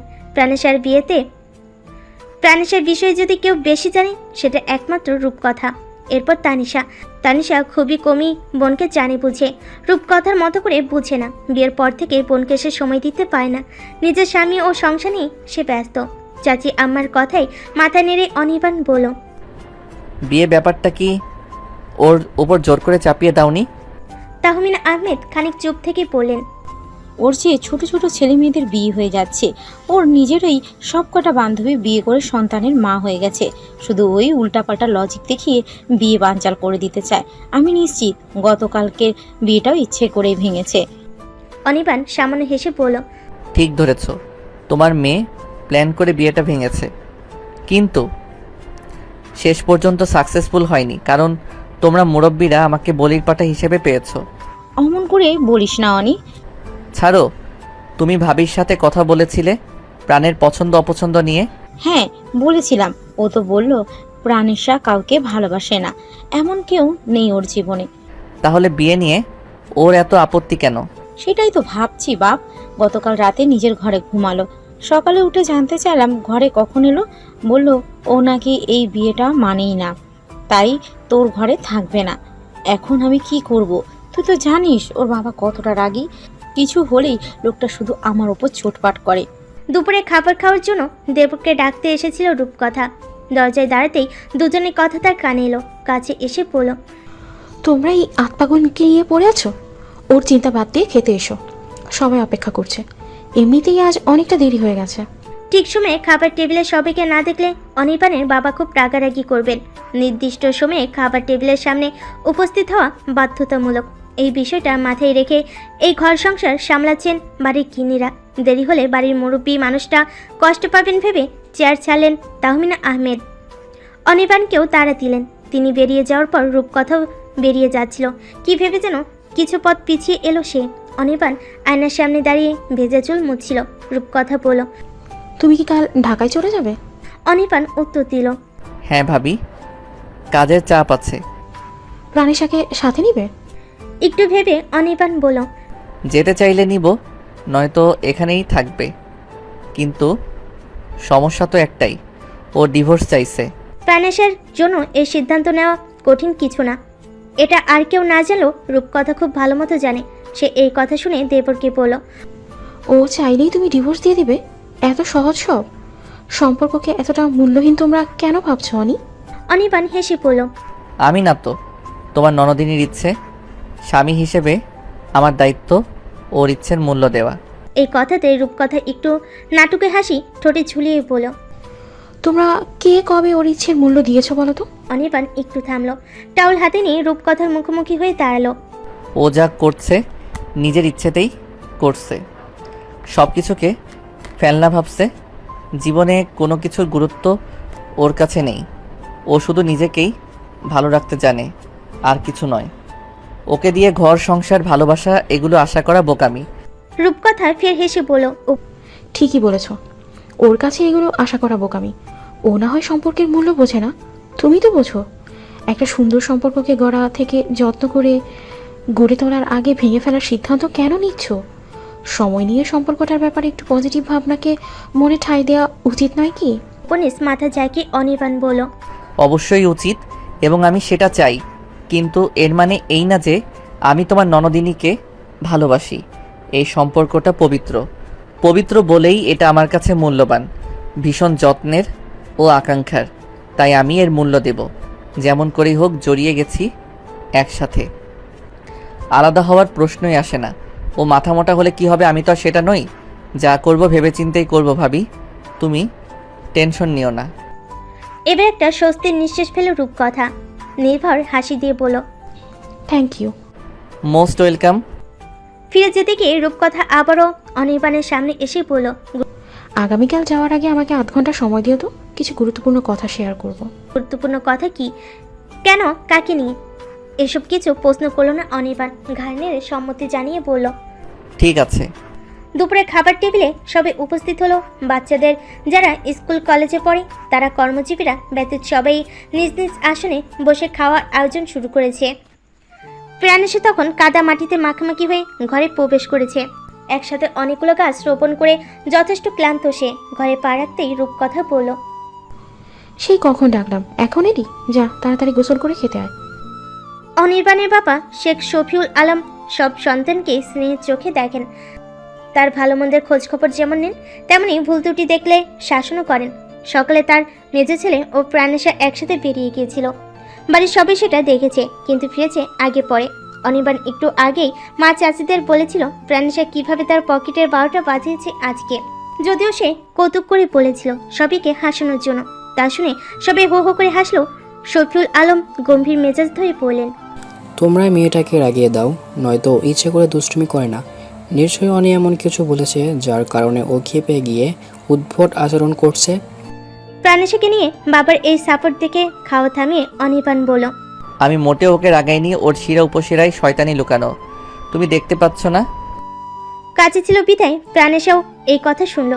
রেগে মেগে বোম হয়ে ডাইনিং এর সামনে এসে বলল, আর তুমি যে ওখানে সামান্য কটা গাছের মূল্য নিয়ে বিক্রেতার সাথে দর কষাকষি করছিলে, সেটা বুঝি দোষের নয়? কোনো কিছু কিনতে গেলে ক্রেতা বিক্রেতার মধ্যে একটা দামাদামি হই। নার্সারির দিকে সেরকমটাই হয়েছিল। এই মেয়েটা সেটা নিয়েও যে মেজে দেখাবে তা কি সে জানতো? নিজের দিক স্পষ্ট করতেই অনির্বাণ বলল, এটা নর্মাল ব্যাপার প্রাণেশা, একটু এদিক ওদিক হয়। তাই বলে তুই আমাকে বাঘের কাছে ঢুকিয়ে দিয়ে ক্রেডিট কার্ড ও মানি ব্যাগ নিয়ে পালিয়ে আসবি? এটা কোন ধরনের বাচ্চামো? প্রাণেশাও একইভাবে বলল, আমি মোটেও বাচ্চামো করিনি। লোকটা চা খেতে দিয়েছিল। চা খাওয়ার ফাঁকে ভ্যান চালককে ভাড়া দিয়ে তুমি তোমার মানি ব্যাগ ও বাইকের চাবি টেবিলের উপরে ফেলে রেখেছিলে। পরবর্তীতে সাফওয়ানকে দেখে দৌড় দিতে গিয়ে ওটা নিতে ভুলে গেছো। দরকারি জিনিস যেখানে সেখানে ফেলতে নেই, ওগুলো সব সময় খেয়ালের সাথে সঙ্গে রাখতে হয়, তাই তোমাকে এটা বোঝাতেই সব কিছু নিয়ে উড়াল দিয়েছি। যদি ওগুলো আমি না তুলতাম নির্ঘাত চুরি হতো। মনে করে দেখো, তুমি যখন লেমন জুস খাচ্ছিলে আমি তোমার চোখের সামনে বাইকের চাবি ঘুরিয়েছি, তুমি তাও বোঝোনি। এটা কি আমার দোষ? এই ভুলটা কি করে হলো? যদি এরকমই হয় তাহলে তো এখানে প্রাণেশার দোষ নেই। 10,000 টাকা লস দেওয়ার সাথে সাথে লাখ টাকার বাইক ও মহামূল্যবান ক্রেডিট কার্ড বাঁচিয়ে দিয়েছে। বুঝতে পেরেও নিজের ভুল স্বীকার করলো না অনির্বাণ। খাওয়ার মুখ নিয়ে শক্ত কণ্ঠে বলল, হয়েছে, আর 2 নম্বরই করতে হবে না। আমার পকেট ফাঁকা করেছিস, তার জন্য অবশ্যই তোকে আজ শাস্তি পেতে হবে। শাস্তি কি সেটা খুব ভালোভাবে জানে প্রাণেশা। সবার মতো একটু শাসাবে, বকা দিবে, কিছু সময় মেজাজ দেখাবে, এরপর সব ঠান্ডা। এসব বকা শুনে শুনে অভ্যস্ত সে। প্রথম প্রথম কষ্ট হতো, হাওমা করে কাঁদতো, কিন্তু এখন আর কষ্ট হয় না। শুয়ে গেছে। সে দোষী হলো বকা শুনবে, দোষী না হলো বকা শুনবে। ফেল তকমা গুছিয়ে ভালো রেজাল্ট করলেও বকা শুনবে, এলোমেলো কাজ কারবারের জন্য বকা শুনবে। বকা তার সবচেয়ে প্রিয় বন্ধু হয়ে গেছে। সে ছাড়তে চাইলেও ওগুলো তার পিছু চায় না। তাই অনির্বাণের এই কথাগুলোকে খুব একটা পাত্তা দিল না। হাওয়ায় উড়িয়ে দিয়ে নিজের রুমে চলে এলো। সময় নিয়ে গোসল করে প্রতিদিনের মতো টি শার্টের সাথে লেডিস জেঙ্গিস পরে খাবার টেবিলে এলো। ততক্ষণে সবার খাওয়া শেষ, শুধু রূপকথার বাকি ছিল। ননদিনীকে দেখে মিষ্টি করে হেসে বলল, তোকে সবাই যতটা অজ্ঞান ও অকর্মা ভাবে, আদতে তুই ততটা অজ্ঞান ও অকর্মা নোস। তুই যে একটা বুদ্ধিমতী ও যথেষ্ট মেধাবী মেয়ে, সেটা আজ প্রমাণ করে দিয়েছিস। কথার অর্থ পুরো বুঝল না প্রাণেশা। চোখ তুলে তাকিয়ে প্লেটের সামনে ধরে পড়ল। ভাত দাও। ভাত তরকারি সব ননদিনীর প্লেটে তুলে দিল রূপকথা, নিজেও নিল। পাশের চেয়ারে বসে হাস্যরয়ের মাধ্যমে বলল, স্বামীর জিনিসের মূল্য বুঝতে শিখেছিস, দেখে শান্তি শান্তি একটা ফিলিংস হচ্ছে। ঠোঁট কামড়ে কথার অর্থ বোঝার চেষ্টা করলো প্রাণেশা। বুঝে স্মিত হেসে বলল, একই রক্ত, আলাদা নয়, একই হবে, বুঝেছো?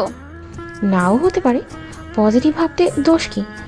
পজিটিভ তো কত কিছুই ভাবলাম ভাবি, ভালো হলো কি সেই এক কথা, আমাকে দিয়ে কিচ্ছু হবে না। আমি তাহলে করবোটা কি বলবে?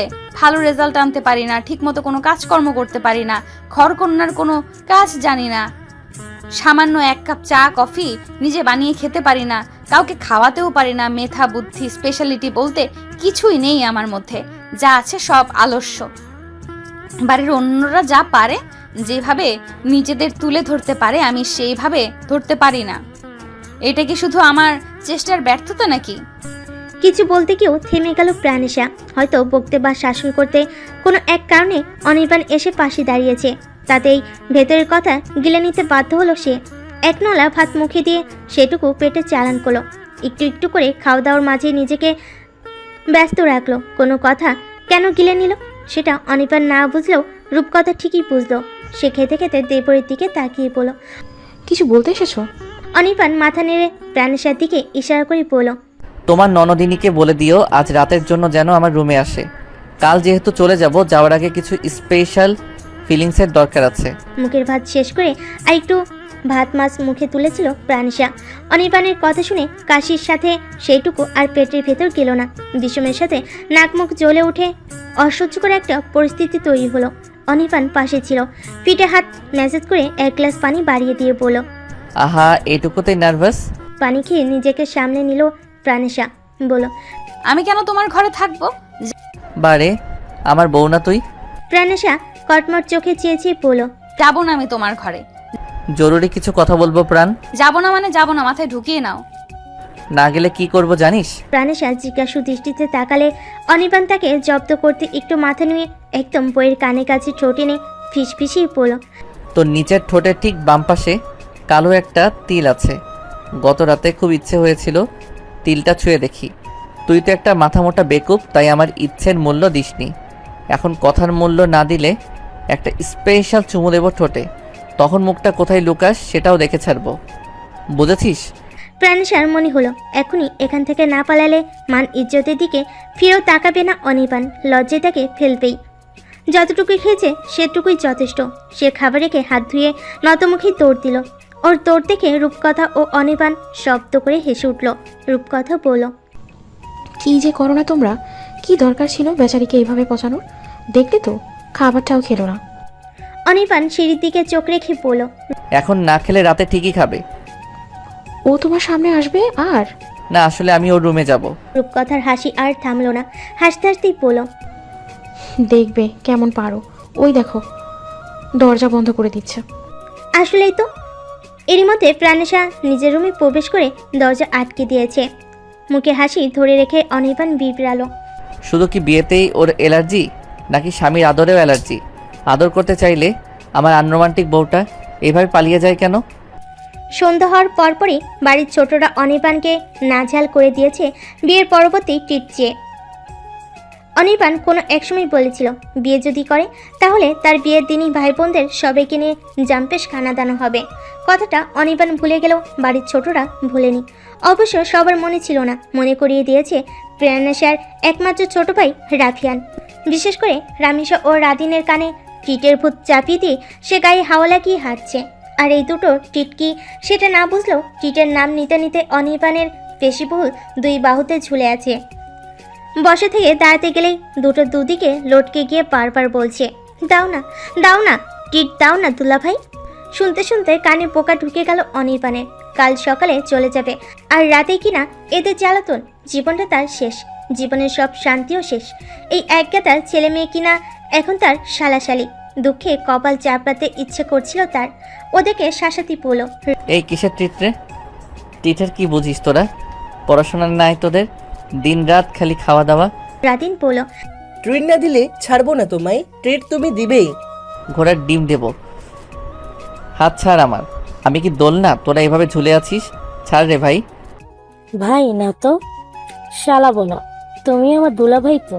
মাটিতে মাথা ঠুকে কাঁদলো। মনে হয় এই যন্ত্রণা থেকে মুক্তি পাবে না অনির্বাণ। ছোটবেলা থেকে যারা তাকে মেজ ভাই বলে ডাকতো, এখন এসে ওদের মুখ থেকে দুলাভাই ডাক শুনলেই গায়ের পশম দাঁড়িয়ে যাচ্ছে। এই দুলাভাই ডাকটা তার পছন্দ নয় বলেই সে প্রায় ধমকে উঠে বলল, খবরদার আমাকে দুলাভাই ডাকবি না, আমি তোদের দুলাভাই নই, আমাকে মেজো ভাইয়া ডাক। না, তোমাকে আমরা দুলাভাই ডাকবো। এ রামিশা, ডাক দুলাভাই। শুরু হলো রামিশার ডাক, ও দুলাভাই, ও দুলাভাই। এইভাবে একই ডাককে সে 100 বার রিপিট করেছে। কোন ভূত চেপেছিল ঘাড়ে যে প্রাণেশাকে বিয়ে করে এমন একটা পরিস্থিতিতে পড়ে গেল। সে কেন দুলাভাই হবে, তাও আপন কাজিনদের? অসহায় কণ্ঠে অনির্বাণ বলল, আচ্ছা হাত ছাড়, তোদেরকে ট্রিট দেব। তোরা গিয়ে তোদের ভাবিকে রাজি করা, গিয়ে বল যে মেজো ভাইয়া বলেছে আধা ঘন্টার মধ্যে তৈরি হতে, রাতে বাইরে ডিনার করতে যাবে, বলবি তো? রামিশা ভাবুক নয়নে তাকিয়ে রইল। কাকে ভাবি ডাকবে বুঝলো না বিধায় কিছু বলতে পারলো না। রাদিন বলল, ভাবি কে? কে আবার? তোদের আদরের বোন প্রাণেশা। যদি আজ ট্রিট চাস তাহলে এক্ষুনি প্রাণেশাকে ভাবি ডেকে আয়। রাদিন গালমুখ ফুলিয়ে বলল, সোনাপুকে ভাবি কিভাবে ডাকবো? ভাইকে দুলাভাই যেভাবে ডাকিস, আপুকে ভাবি সেভাবেই ডাকবি। যা ফোট, ভাবি না ডেকে আমার কাছে আসবি তো দুটোকে কান ধরে এখানেই উঠবস করাবো, কথা ক্লিয়ার? এরপর দুটোকে কান পড়া দিল অনির্বাণ। রামিশা ও রাদিন বিড়বিড় করতে করতে প্রাণেশার রুমে দরজার কাছে গেল। বাড়ি থেকে দরজা আটকানো দেখে রাদিন ডাক দিল, ভাবি দরজা খুলো, ভাইয়া তোমাকে ডাকে। সে যে লজ্জায় দরজা আটকে ছিল আর খুলেনি, ঘর থেকে বেরো হয়নি। রুমের ভিতর বসে বসে নিজের পছন্দের কাজটা করছিল প্রাণেশা। আচমকা ভাবি ডাক শুনে অস্পষ্ট স্বরে সেই ডাক বিড়বিড়ালো একবার, কানে নিল না। আবারও রাদিনের কণ্ঠে ভাবি ডাক ভেসে আসতেই হাতের কাজ ফেলে দরজা খুলতে দেখলো পিচ্ছি দুটো দরজার সম্মুখে দাঁড়িয়ে আছে। ওদের মুখোমুখি হয়ে বলল, কে ভাবি? রাদিন স্পষ্ট কণ্ঠে উচ্চারণ করলো, তুমিই তো ভাবি। আমি তোর ভাবি হলাম কবে? এখান থেকে কে শিখিয়েছে তোকে এই কথা? কিছুটা ধমকে উঠে প্রশ্ন করলো প্রাণেশা। রাদিন ও রামিশা দুটোই ভয় পেয়ে একটা আরেকটার হাত চেপে ধরলো। রাদিন উকিতে ড্রয়িং রুমের সোফার দিকে দৃষ্টি দিতে সেদিকে কার শেখানো কথা এসব সেটা বুঝে গেল প্রাণেশা। দরজায় হেলান দিয়ে দাঁড়িয়ে পড়ল, আমার হাতে যে কঞ্চি থাকে সেটা দেখেছিস তো? রাদিন কাচুমাচু হয়ে পড়ল, কি করবে ওটা দিয়ে? তোর পিঠে ভাঙবো। আর যদি আমাকে ভাবি ডাকিস, রোজ সকালে নিয়ম করে 100 বার কান ধরে উদ্বস করবি, তাও বাড়ির সবার সামনে, মনে থাকবে? প্রাণেশাকে এমনিতেই ভয় পায় ওরা, এই কথাতে আরো ভয় পেল। ভাবি ডেকে বিপদ বাড়াতে রাজি নয় এরা, তাই যান বাঁচাতে দৌড়ে আবার অনির্বাণের সামনে গেল। ওদের বুঝিয়ে সুঝিয়ে আরাম করে আদর্শা হয়ে টেলিভিশন দেখছিল অনির্বাণ। পিচ্ছিদের আবার সামনে দেখে বলল, ভাবি ডেকে এসেছিস তো? রাদিন বলল, সোনাপু তো কঞ্চি দিয়ে মারবে। এখন আমি তোদেরকেই আছাড় মারব। আজ থেকে নিয়ম করে প্রাণেশাকে 24 ঘন্টায় 48 বার ভাবি ডাকবি, বোঝা গেছে? আমাকে দুজনেই ফুপিয়ে উঠল। ফুপাতে ফুপাতে রাদিন বলল, যদি মারে? মারুক, মার খেয়েও ডাকবি, ডাকা মিস করা যাবে না। দুটোতে ঠিকঠাক মতো কাজ করতে পারে কিনা সেটাই দূর থেকে দেখছিল রাফিয়ান। ওদের দিয়ে যে কোনো কাজ হবে না, উল্টো টিট মিস যাবে সেটা বুঝে শেষবেলা সেই এলো। সামনে সে নির্ভয়ে বলল, তুমি কিন্তু বলেছিলে ট্রিট দিবে, এখন কথা পাল্টাচ্ছ? অনির্বাণ বলল, আমি মোটেও কথা পাল্টাচ্ছি না। ট্রিট আমি দেব, কিন্তু ওদেরকে বল তোর বোনকে গিয়ে ভাবি ডাকতে। সোনাপু যে কতটা মেজাজি সেটা তুমি জানো দুলাভাই। বলে দাঁত কেলিয়ে হাসলো রাফিয়ান। অনির্বাণ নিজের চুল টেনে ধরেই বলল, খবরদার আমাকে দুলাভাই ডাকবি না। বোনের স্বামী তো দুলাভাই হয়, তাই না? বোনের স্বামী দুলাভাই হলেও বাড়ির ছেলে দুলাভাই হয় না, মাথায় ঢুকিয়ে নে এটা। বাড়ির ছেলে হওয়া কি অন্য কিছু, আমার তাতে কি আসে যায়? আমার বোনের স্বামীকে আমি দুলাভাই ডাকবো, এটাই শেষ কথা। একটু আগে ওনাদের বলেছি, এখন গিয়ে মিষ্টি আপু, ছোট আপু, সেজো ভাইয়া আর লম্বু ভাইয়াকে বলবো সবাই যেন তোমাকে দুলাভাই ডাকে। নিজের বোনের কথা আসাতেই অনির্বাণ বলল, আয়শা কেন আমাকে দুলাভাই ডাকবে? ছোট আপু না ডাকলেও মিষ্টি আপু, সেজো ভাইয়া ও লম্বু ভাইয়া ঠিকই দুলাভাই ডাকবে। আগুনের পাত্রে খানিকটা ঘি ঢেলে মিষ্টি করে আবারও হাসলো রাফিয়ান। সে খুব একটা ছোট নয়, এই বছর টেনে উঠেছে। আয়েশা, মায়েশা ও রেদওয়ান তার চেয়ে 3 বছরই বড়। ওরা এইচএসসি দিয়েছে। বোন দুজনকে রাফিয়ান ও ছোট আপু ও মিষ্টি আপু বলে ডাকে, আর রেদওয়ানকে লম্বু ভাইয়া ডাকে। ওদের মধ্যে রেদওয়ান ও আয়েশা কমার্সের স্টুডেন্ট ও মায়েশা সায়েন্সের। প্রাণেশের তুলনায় ওরা সবাই যথেষ্ট ভালো পড়াশোনাতে। এক একজন দুষ্টামি কলো মেপে মেপে করে। আজ অনির্বাণকে খেপাতেই এই বুদ্ধি এঁটেছে রাফিয়ান, যেহেতু অনির্বাণ সকালেই চলে যাবে, টিট নেওয়ার সুযোগ এখনই। এরপর আর কবে আসবে ঠিক নেই। সে জাম্পেশ খানাদানা মিস করার ছেলে নয়, তাই তো এই দুষ্টামি। তার হাসি দেখে ফুঁসে ওঠে অনির্বাণ। সোফার কুশন হাতে নিয়ে ছুঁড়ে ফেলতে গেলে তার আগেই নিজের রুমে দৌড় দিল রাফিয়ান। যাওয়ার আগে আরও 2 চামচ ঘি বাড়িয়ে দিয়ে গানের সুরে চেঁচিয়ে চেঁচিয়ে পড়ল, দুলাভাই দুলাভাই, ও আমার দুলাভাই। অনির্বাণও একইভাবে চিৎকার দিয়ে পড়ল, শয়তানের চেলা, নেক্সট টাইম যদি তোকে আমার সামনে দেখি, শালা দুলাভাই সম্পর্ক কেমন হয় বুঝিয়ে দেব।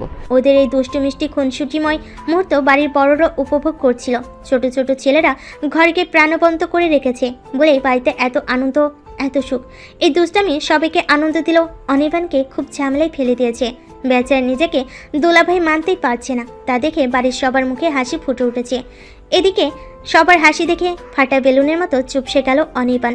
চোখ গরম করে মা চাচিদের দিকে তাকিয়ে দাঁত কিরমির করে পড়ল, শুধু তোমাদের জন্য আমি আজ এই সিচুয়েশনে পড়েছি। অসহ্য, ছোটরাও আমাকে পচাচ্ছে। সব কাজিনেরা একসাথে বসেছে ওদের বাড়ির হলরুমে, যেখানে শুধু ওদেরই আড্ডা ও হইচই চলে। রাফিয়ানের একটাই কথা, টিট আজকেই তার চাই চাই। মায়েশা ও রেদওয়ান তাতে লাভ দিয়েছে। ওরা আবার যমজ ভাই বোন, কিন্তু আয়েশা মানতে নারাজ। ভাইদের এক একটা ভীষণ রাগী। এদের কাছে টিট চাও মানে বকনি খাওয়া। ওদের এই মিটিংয়ের সবচেয়ে নীরব সদস্য নাহিয়ান। সে মায়েশা ও রেদওয়ানের বড় ভাই, আবার আরিয়ান ও অনির্বাণের চেয়ে বয়সে ছোট। ফ্রিতে কাচ্ছি পেলে আছে, না পেলে নাই। তবে খাওয়ার জন্য এত যুদ্ধে সে নাই, তাই নীরব শ্রোতা হয়ে ল্যাপটপে স্ক্রিনে চোখ রেখে চাকরির বিজ্ঞাপন দেখছে। সব প্রাণেশার একই বয়সে, ফার্স্ট ক্লাস পেয়ে ইকোনমিক্সে অনার্স শেষ করেছে নাহিয়ান। আপাতত ছোটোখাটো একটা পার্ট টাইম জব দরকার। পাশাপাশি মাস্টার্স শেষ করার চিন্তা তার মধ্যে বেশি। বিয়ের হুলুস্থুলুসও খুব একটা গায়ে মাখিনি। এই টিটটা গায়ে মাখলো না, নিজের মতো করে কাজে ব্যস্ত রইল। আয়শা নখ কামড়াতে কামড়াতে বলল, টিটের ভূত মাথা থেকে সরিয়ে ফেলো সব, না হলে বকা খেতে হবে। রাফিয়ান মোটো ছাড়ার পাত্র নাই। বসে বসে ভাবছিল দুলাভাইয়ের থেকে টিট কিভাবে আদায় করবে। হঠাৎই আয়শার দিকে তাকিয়ে বলল, ছোট আপু, তুমি তো প্রাণেশা আপুকে ভাবি ডাকতে পারো, একবার ভাবি ডেকে এসো, ট্রিট কনফার্ম হয়ে যাবে। আয়শা দুদিকে মাথা নেড়ে বলল, না ভাই, আমি ওসবে নাই। শেষে আমার ভাইয়ের বউ খুন্তি দিয়ে আমার পিছে পিছে দৌড়াতে শুরু করবে। এতক্ষণ কাজে ডুবে থাকলো রাফিয়ান আর আয়শা। এসব কথা শুনে হো হো করে শব্দ করে হেসে উঠল নাহিয়ান। ল্যাপটপ বন্ধ করে ওদের দিকে তাকিয়ে কৌতুকের সুরে বলল, সামান্য একটা ট্রিটের জন্য ভাইয়াকে দুলাভাই আর আপুকে ভাবি ডাকতে হবে? ট্রিট না খেলে হয় না রাফি? রাফিয়ান বলল, তুমি কি দলে থাকতে চাও না? থেকে লাভ, এক প্লেট কাচ্ছি। ওরা তো বড় ভাবেই ভালো রান্না করতে পারে। বকাচকা খেয়ে ট্রিট নেওয়া হচ্ছে। বড় ভাবিকে গিয়ে বল বাড়ির সবাইকে স্পেশাল কাচ্চি রান্না করে খাওয়াবে। তুমি এভাবে দল পাল্টাতে পারো না সেজো ভাইয়া। আশ্চর্য কথা তো, আমি কেন দল পাল্টাতে যাব? আমি কি তোদের বলেছি এই দুলাভাই বা ভাবি ডাকার দলে আমার নাম লেখা? তোরাই তো কোথা থেকে একটা একটা বুদ্ধি বের করিস আর ধরা খাস। মাইশা বলল, তুমি একদম মেজো ভাইয়ের দলে যাবা না। ভাইয়া বলেছে বিয়ের পর ট্রিট দেবে, এখন কেন দিচ্ছে না? নাহিয়ান বলল, শখের বিয়ে হলে তো ঠিকই ট্রিট দিত। এটা তো আর শখের বিয়ে না, এটা হচ্ছে আইক্যওয়ালা বাসের বিয়ে। বাসের বিয়েতে কেন কেউ ট্রিট দেবে? ওরা যেন এই কথা মানতেই পারল না। রেদওয়ান জোর দিয়ে বলল, সবাই এসো আমার সাথে। আজ প্রাণেশ আপুকে ভাবি ডেকে ট্রিট নিয়ে তবেই ছাড়বো, নয়তো আমাদের এই মিশন চলিবে তার নাম লেখিবে। এই সিদ্ধান্ত নিয়ে সবাই প্রাণেশের দরজায় নক করলো। অল্প আওয়াজে টোকা দিয়ে বুকে ফু দিল আয়শা। সবাই ঠেলে ঠুলে তাকেই সামনে রেখেছে, যেন বকা খাওয়াতে পারে। এদিকে সম্পর্কে প্রাণেশা তার ভাবি হবে, তবুও মনে ভয়। তার এই ভয় মিশ্রিত পাংশু মুখ দেখে রাফিয়ান বলল, ছোট আপু দেরি করছে কেন? ডাক দাও, রাত তো শেষ হয়ে যাচ্ছে রে ভাই, কাচ্চি এখন খাবো। আয়শা বিরক্তিকর মেজাজে চেয়ে বলল, তোর শখ থাকে তুই ডাক, আমাকে কেন বকা খাওয়াতে চাচ্ছিস? আরে ভাই বকা না, ট্রিট খাবে। ডাক দাও, কিচ্ছু হবে না। তুমি তো আপুর ননদিনী হও, তোমাকে কেন বকা দিবে? বকা খেলে খাবে, একবার ভাবি রেখে তারপর দৌড় দিবে। এরকমটাই সিদ্ধান্ত নিয়ে আবারও দরজায় টকা দিল আয়শা। ভেতর থেকে প্রাণেশা বলল, কে ওখানে? আয়শা বলল, ভাবি আমি তোমার একমাত্র ননিদিনী। দরজা বন্ধ থাকে প্রাণেশার রিয়াক্ট দেখলো না আয়শা। তবে দরজা খোলার পর আদরের ভাবির মুখোমুখি হতে গিয়ে মাইশার হাত খামচে ধরল সে। প্রাণেশা সবাইকে দেখে চোখ নাচিয়ে আয়শার মুখের দিকে চেয়ে পড়ল, কি ব্যাপার ননদিনী, কি আবদার আমার কাছে? বোনের মুখে ননদিনী ডাক শুনে সব কথাগুলো গুলিয়ে ফেল আয়শা। কি বলতে এসেছিল সেটাই ভুলে গেল। মাইশা ওর হাত জোড়ে চাপ দিয়ে বলল, ঘাবড়াচ্ছিস কেন বল? মাইশা ওর হাতে জোরে চাপ দিয়ে বলল, অনেক আগে মেজো ভাইয়া বলেছিল সে বিয়ে করলে সবাইকে টিট দিবে। প্রাণেশা নিজের নখের নেল পালিশে ফুঁতে আয়শার ভয় ভয় চেহারার দিকে তাকিয়ে বলল, তো না মানে যেভাবে হোক বিয়ে তো হয়ে গেছে, তুমি এখন এই বাড়ির মেয়ে নও, বউ হয়ে গেছে। আর আমাদের প্রাণপ্রিয় ভাবি, সেই হিসেবে বিয়ের পরবর্তী টিট তো দিতেই পারো। প্রাণেশা ভুরু বাঁকিয়ে বলল, আমি ট্রিট দেব? আমার দেওয়ার কথা ছিল। তখনই রেদওয়ান বলল, আরে তুমি কেন দিবে? ট্রিট তো ভাইয়া দেবে। তুমি শুধু ভাইয়ার সামনে আমাদের ভাবি হয়ে যাও। ভাইয়ার পকেট ফাঁকা করার দায়িত্ব আমরা নেব, তুমি আমাদের ভাবি। অনির্বাণকে আরেক দফা বাস দেওয়ার সুযোগটা ঝটপট লুফিয়ে নিল প্রাণেশা। ড্রয়িং রুমের দিকে উকি দিয়ে পড়ল, অফকোর্স তোদের ভাবি হতে আমার কোনো আপত্তি নেই, কিন্তু মাইশা বলল, কিন্তু কি? আমাকে বকা খাওয়াতে পারবি না। সব ধরনের বকা ও বাস থেকে বাঁচাবি তো তোরা। সবাই ঘাড় নেড়ে সম্মতি জানালো। অনির্বাণের দিকে তাকিয়ে উপর থেকে প্রাণেশা বলল, তুমি না কি বলেছো ভাবি ডাকলে ওদেরকে ট্রিট দেবে? ওরা আমাকে ভাবি ডেকেছে, আমিও ওদেরকে ননদ দেবর মেনে নিয়েছি, এখন ওদেরকে ট্রিট দাও। এই অসম্ভব যে এত তাড়াতাড়ি সম্ভব হবে ভাবতে পারেনি অনির্বাণ। প্রাণেশার থেকে স্বীকারোক্তি শুনেও যেন বিশ্বাস হলো না। নিজ থেকেই বলল, তাহলে ওদের বল আমাকে যেন দুলাভাই না ডাকে। প্রাণেশা ওদেরকে এই কথা বুঝাতে গেলে রাফিয়ান বলল, আমি কিন্তু দুলাভাই রাখবো। শব্দ করে হেসে ফেল প্রাণেশা। ভাইকে কাছে টেনে মাথায় হাত বুলিয়ে বলল, তোরা যা মন চায়, তোর যা মন চায় তুই তাই ডাকবি, আমরা কেউ কিচ্ছু বলবো না, তাই না রে? সবাই উচ্চস্বরে হেসে উঠল। প্রাণেশা বলল, যাও ঝটপট রেডি হও সবাই। আবারও নিজের ঘরে ঢুকে দরজা আটকাতে গেলে আয়শা বলল, তুমিও রেডি হয়ে নাও, ভাবি যেহেতু তোমাকে ঘিরে টিকতে হবে, তুমি না গেলে কেমন দেখাবে? একটু জোরে বলাতে কথাটা অনির্বাণের কানেও গেল। সে সিঁড়ি বেয়ে উপরে আসছিল। আশেপাশে তাকিয়ে দেখলো মুরব্বীরা কেউ এদিকে নেই। রান্নাঘরে শুধু রূপকথা ও কাজে মেয়েটা। প্রাণেশাকে লজ্জায় ফেলার সুযোগ হাতছাড়া করতে পারল না। তাই নিজের রুমে প্রবেশের আগে একটু গলা উঁচিয়ে বোনকে শুনিয়ে পড়ল, আমার বউটাকে বল ট্রিটটা যেহেতু বিয়ে উপলক্ষে, সে যেন একটা লাল টুকটুকে শাড়ি পরে বউ সাজে। বউকে দেখে যদি বউ বউ ফিল না আসে, ট্রিট তো জমবে না রে আপনি। এই লম্বু, যা তো গিয়ে দেখ ওরা সবাই তৈরি হলো কিনা। পুরুষ মানুষ বলে সব ভাইদের তৈরি হতে বেশি সময় লাগলো না। আধা ঘন্টায় সবাই তৈরি হয়ে ড্রয়িং রুমে এসে উপস্থিত হয়েছে, কিন্তু যাকে নিয়ে এই টিট তারই খবর নেই। এতক্ষণ ধরে কি এমন সাজগোজ করছে যে সবাইকে দাঁড় করিয়ে রেখেছে? কোনো আয়োজিত অনুষ্ঠান কিংবা জন্মদিন পার্টিতে কখনো ভারী সাজ পোশাকে সাজতে দেখা যায়নি প্রাণেশাকে। যেখানে বাড়ির অন্য বোনেরা মেকআপ ও জামাকাপড় সিলেক্ট করা নিয়ে হইচই শুরু করে, সেখানে প্রাণেশা থাকে নির্বিকার। কোনো কিছু ধরা ছোঁয়াতে যেমন থাকে না, তেমন সাজগোজের ব্যাপারেও খুব একটা মাথা ঘামায় না। একদম শেষ মুহূর্তে বাড়িতে যা পড়ে তাই পরে হাজির হয়ে যায়। এই নিয়ে তাহমিনা আহমেদের দুঃখের শেষ নেই। মেয়ের জন্য প্রতি ঈদে তিনি শাড়ি, থ্রি পিস, জুয়েলারি কিনেন, অথচ প্রাণেশা সেসব পরে না। হাতে নিয়ে পছন্দ অপছন্দ কিছুই জানায় না। নতুন কাপড় পেলে মুচকি এসে সেগুলো তুলে রাখে আলমারিতে। যে মেয়ের সাজগোজ নিয়ে কোনো আগ্রহ নেই, আজ তার এত দেরি দেখে অধৈর্য হয়ে পড়েছে অনির্বাণ। এজন্যই রেদওয়ানকে হুকুম করেছে একবার গিয়ে দেখে আসতে বোনেরা ও তার বইয়ের তৈরি হওয়া আর কত দূর। ভাইয়ের আদেশ শুনে রেদওয়ান সবেমাত্র পা ফেলেছিল উপরে গিয়ে চেক করবে, তখন নিজের রুমের দরজা খুলে সব বোনেদের বের করে দিয়ে প্রাণেশার হাত ধরে তাকে খুব সাবধানে রুমের বাইরে এনে দাঁড় করালো রূপকথা। রেদওয়ান সঙ্গে সঙ্গে বলল, ও ভাবি তো চলে এসেছে। প্রাণেশা সোজা হয়ে দাঁড়াতে পারছে না। হিলটা খুব বিরক্ত করছে তাকে, আঙ্গুলে ব্যথা পাচ্ছে। শাড়ি পরার ইচ্ছে ছিল না, কিন্তু রূপকথার আদরের কথাই না পড়েও উপায় ছিল না। এই মানুষটার কথা অগ্রাহ্য করার সাহস প্রাণেশার নেই বলেই অনুরোধ করা মাত্রই ঘাড় নেড়ে শাড়ি পরতে গিয়েছে। সব কাজে রূপকথাই তাকে সাহায্য করেছে। সাজগোজ কমপ্লিট করে এখন বাইরে এসে আবারও শেষ একবার প্রাণেশার সম্পূর্ণ সাজটা দেখছিল রূপকথা। দেখা শেষ হলে ভুরু নাচিয়ে বলল, খুব তো বলতি শাড়ি পরলে তোকে দেখতে খারাপ লাগবে। কই, এখন তো মোটেও খারাপ লাগছে না, একদম বউ বউ লাগছে। মনে হচ্ছে জলজন্ত একটা পরি নেমে এসেছে এই আনন্দপুরীতে। লজ্জে মাটির সাথে মিশে যেতে ইচ্ছে হলো প্রাণেশার। এইভাবে পচানোর মানে কি? সে অনভ্যস্ত হাতের শাড়ির এদিক ওদিক টানছিল। গতকালকে শাড়ি পরে কি যে অস্বস্তি হচ্ছিল তার।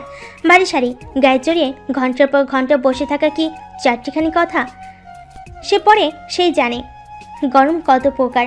এখনও ঠিক সেই রকম অনুভূতি হচ্ছে। আবারও মনে হচ্ছে শরীরের এখানে ওখানে সবখানে চুলকাচ্ছে। এটা ছিঁড়ে ফেলে যদি দৌড় দিতে পারতো তাহলে বোধহয় একটু স্বস্তি পেত, কিন্তু তা তো আর হওয়ার নয়। রূপকথার আদুরে কথার ফাঁকে করা আদেশে ও অভিমান মেশানো একটা কথাও ছিল, শাড়ি না পরলে তুই আমার সাথে আর কথাই বলবি না। দুনিয়ার সবার সাথে কথা বলা বন্ধ করে দিলেও কষ্ট হবে না প্রাণেশার। কষ্ট হবে এই বিশ্বস্ত মানুষটা যদি তার উপর রাগ ও অভিমান পুষে রেখে দিন কাটায়। তাই তার আদেশ হোক কি অনুরোধ, কথা রাখতেই খুব সাদামাটা ডিজাইনের এই মেরুন রঙের শাড়িটা গায়ে জড়িয়েছে, মুখেও দিয়েছে দামি দামি প্রসাধনী। যদিও হালকা মেকআপ, তবু এই শাড়ি ও মেকআপ তার প্রচণ্ড অস্বস্তির কারণ হয়ে দাঁড়ালো। এর মধ্যে আবার সবার অবাক করা দৃষ্টি দেখে কোন দিক দিয়ে পালানো যায় সেই পথ খুঁজছিল। দুর্ভাগ্য সেটাও আজ পেল না। কোন দিকে? কোনো দিকেও ফাঁক নেই যেদিক দিয়ে সে আরামসে পালাতে পারবে। তার এত সব লজ্জা ও অস্বস্তিকে পাত্তা দিল না রূপকথা। মিটমিটিয়ে হাসি ঠোঁটে ঝুলিয়ে হাত ধরে আস্তে ধীরে সিঁড়ি পেয়ে নিচে নামতে সাহায্য করলো।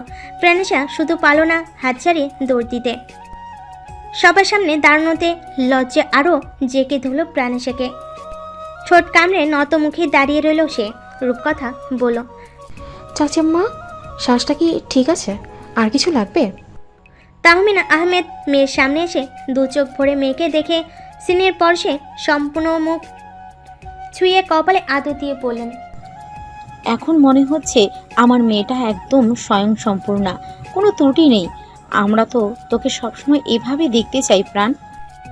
এইটুকু আদরে দু চোখ ভাসিয়ে কাঁদার কথা ছিল প্রাণেশার, কিন্তু সে কাঁদল না। দাঁতে দাঁত চেপে চোখের পানি কন্ট্রোল করে নিশ্চুপে দাঁড়িয়ে রইল। মা চাচিরা আজ খুব প্রশংসা করছে প্রাণেশার রূপের, সাজ পোশাকের সব কিছুর। শুনো, সেসব প্রশংসায় আজ আর মনের কোণে আবেগ জমা হলো না। সব কিছু নিছক সময় ও পরিস্থিতি পরিবর্তন ভেবে মেনে নিল। সবাই যখন প্রাণেশাকে এই রূপের সাজে দেখে অবিরত প্রশংসা করছিল, বিরক্ত হয়ে রাফিয়ান বলে উঠল, সোনাপুকে তো 24 ঘন্টাই দেখো, আগে যা ছিল এখনই তা আছে। খামোখা আটকে রেখে দেরি করাচ্ছ। মনে হচ্ছে রাত আজ এখানেই শেষ হবে। ফ্যানের গলার আওয়াজে অনির্বাণ নিজেও সহজ হলো। কতক্ষণ পর তার ঘোর কাটলো সেটা সে নিজেও বুঝলো না, কিন্তু অনুভব করলো তার সামনে থাকা দৃশ্য ও নারীটি যেন কোনো রূপকথার রাজ্যের রাজকন্যা। শাড়ি, গহনা, মেকআপ, খোপে আবার নিজেদের বাগানের অলকলন্দা ফুল, সব মিলিয়ে প্রাণেশার সৌন্দর্য যেন দ্বিগুণ হয়ে মনের পথে ধরা দিল। অথচ এর আগে কোনোদিন এই মেয়েকে সে এভাবে দেখেনি, এত মুগ্ধ হয়নি, এত শান্তি পায়নি। সবটাই কি তবে বৈধ সম্পর্কে ভারী ও দামি সিলমোহরের কারণে? ভেবে কোনো কুল পেল না অনির্বাণ। মুগ্ধতা কাটিয়ে নিজেকে স্বাভাবিক অবস্থায় ফিরিয়ে নিতে সময় লাগলো তার। চশমা পরেও যেন সে ভুল ও অবিশ্বাস্য কিছু দেখে নিল আজকে। আর এই দেখাটাই তার মনকে টালমাটাল করে দিল। মেলি পোশাক আশাকে যে একটা অদ্ভুত সৌন্দর্য ও গুণ আছে, সেটা মন স্বীকার করতে বাধ্য হলো। না চাইতো দৃষ্টি সরিয়ে সবাইকে উদ্দেশ্য করে পড়ল, দেরি হচ্ছে, তোরা গিয়ে গাড়িতে বস। আমি মনে হয় রুমে চাবিটা ফেলে এসেছি, এক্ষুনি ওটা নিয়ে আসছি। অনির্বাণের পালিয়ে যাওয়া আর কেউ না বুঝতে পারলেও নাহিন ঠিকই বুঝে নিল। গা দোলালো হাসিতে, মুখ ভরে উঠল তার।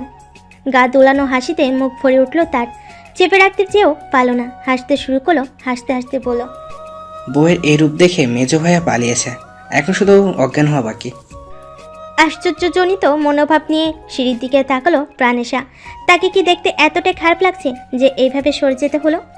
কেউ তার রূপের ও গুণের মেধার প্রশংসা না করলেও যেমন কষ্ট হয় না, করলেও সেসব নিয়ে খুব একটা আনন্দ ফুর্তিও হয় না। তবে আজকের এই দৃশ্যটা খুব চোখে লাগলো। ঠোঁট কামড়ে পড়ল, ভাবি, আমার মনে হয় শাড়িটা চেঞ্জ করে আসা উচিত। কেউ আমাকে দেখে বিব্রত বা বিরক্ত হোক, আমি সেটা চাই না। আসলে গাড়ির চাবি ফেলে এসেছিল অনির্বাণ। ওটা হাতে নিয়ে নিচে নামতে গিয়ে প্রাণেশের কথাগুলো কানে বাজলো। কটমট চোখে চেয়ে থেকে বলল, এই নিয়ে আর একটা কথা বলবি তো? এমন চট দেব আক্কেল দাঁত সহ সবগুলো দাঁত খসে পড়ে যাবে। যা পড়েছিস সেটাই যথেষ্ট। এখন চুপ করে গাড়িতে এসে বস। অনির্বাণ ড্রাইভ করছে, পাশে বসেছে নাহিয়ান। পিছনে বাকি সব কয়টা বসে বসে বক বক করছে। সবার মধ্যে নীরব শুধু প্রাণেশাই। না কোনো কথা শুনছে, না কোনো কথার উত্তর দিচ্ছে। মন খারাপ নাকি মন ভালো সেটাও বোঝার উপায় নেই। লুকিং গ্লাসে বেশ কয়েকবার প্রাণেশার মুখখানি দেখলো অনির্বাণ। তখনও জানালার কাজ করে বাইরের দিকে দৃষ্টি দিয়ে রেখেছে প্রাণেশা। তৈরি হয় বৈরি হাওয়ায় উঠছে তার সামনে ছোট ছোট চুল।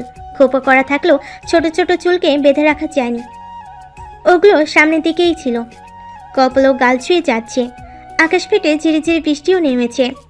হাত বাড়িয়ে সেই বৃষ্টি ছুঁয়ে দেখছে প্রাণেশা।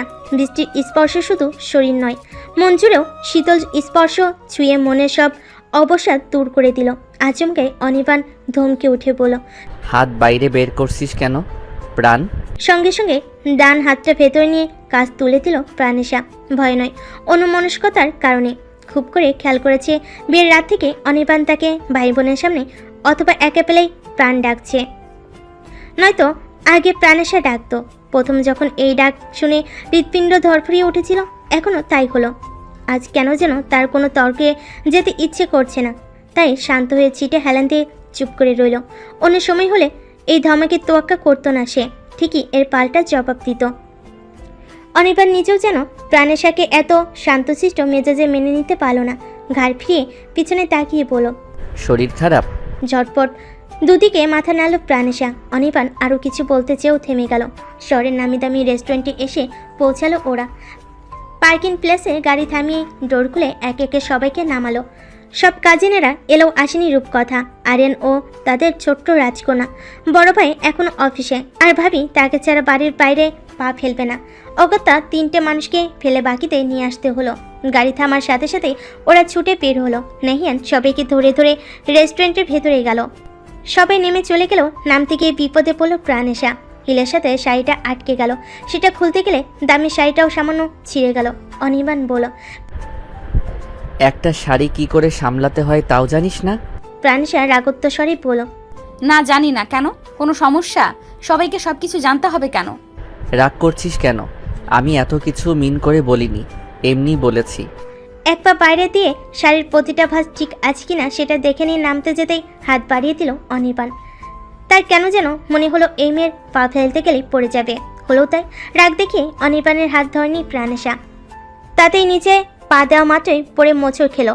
বিরক্তি দিতে পায়ের জুতো খুলে ডাস্টবিনে ফেলে এলো। হিল ফেলে দিয়ে শান্তি পেল সে। গাড়িতে থাকা নিজের ব্যাকপ্যাক টেনে এনে ভেতরে থাকা লেডিস শু বের করে সেটা পায়ে দিল। শাড়ির সাথে শু ঠিকঠাক মানালো কিনা কে জানে। সেই হিসেব মিলাতে গেল না অনির্বাণ। বিস্মিত দৃষ্টি নিয়ে পড়ল। জুতা ফেলে দিলি কেন? প্রাণশা সহাস্য পড়ল। যা আমার জন্য নয় আমি তা পরি না। ও আচ্ছা চল, এভাবেই ঠিক আছে, হিল পরার দরকার নেই। বাই দ্য ওয়ে, তোকে শাড়িতে অনেক প্রিটি লাগছে। খোঁচা দিল নাকি প্রশংসা করলো সেসব ভেবে দেখলো না প্রাণশা। চোখ পাকিয়ে পড়ল। তাই ইয়াপ। মুচকি এসে এই শব্দটা উচ্চারণ করে নিজের চুলে ব্যাক ব্রাশ করতে করতে রেস্টুরেন্টের সিঁড়ির দিকে হাঁটতে লাগলো অনির্বাণ। পাশে তাকিয়ে দেখলো প্রাণেশা আশেপাশে নেই। চমকে তো বটে, সেই সাথে ভয় পেল। পিছন ফিরতেই আরও বেশি চমকে গেল। প্রাণেশা গাড়ির ভিতর দৌড়ে এসে জানালায় টোকা দিয়ে পড়ল। আবার গাড়িতে কেন? কিছু নিতে ভুলে গিয়েছিস? গাড়ির কাজ খুলে দাঁত কেলেই হাসলো প্রাণেশা। শাড়ি দেখিয়ে পড়ল। এটা চেঞ্জ করতে এসেছি। অনির্বাণ আটকে উঠল। মুখটা তার হা হয়ে গেল। বলল, তুই গাড়ির ভেতরে কাপড় চেঞ্জ করবি? হ্যাঁ তো। ছি, কমন সেন্স বলে যে কিছু একটা আছে সেটাও তোর মধ্যে নেই। প্রাণেশা এত কথা কানে নিল না। শাড়িটা তাকে জ্বালিয়ে মারছে। এর মধ্যে হিল তার পায়ের আঙ্গুল ছিলে গেছে। এত সাজগোজ ও পরিপাটি তাকে থাকতে হবে না। সে যেমন চলে অভ্যস্ত, যেভাবে শান্তি ও স্বস্তি, সেভাবে নিজেকে আবিষ্কার করতে গিয়ে ফটফট শাড়ি ব্লাউজ খুলতে যাচ্ছিল।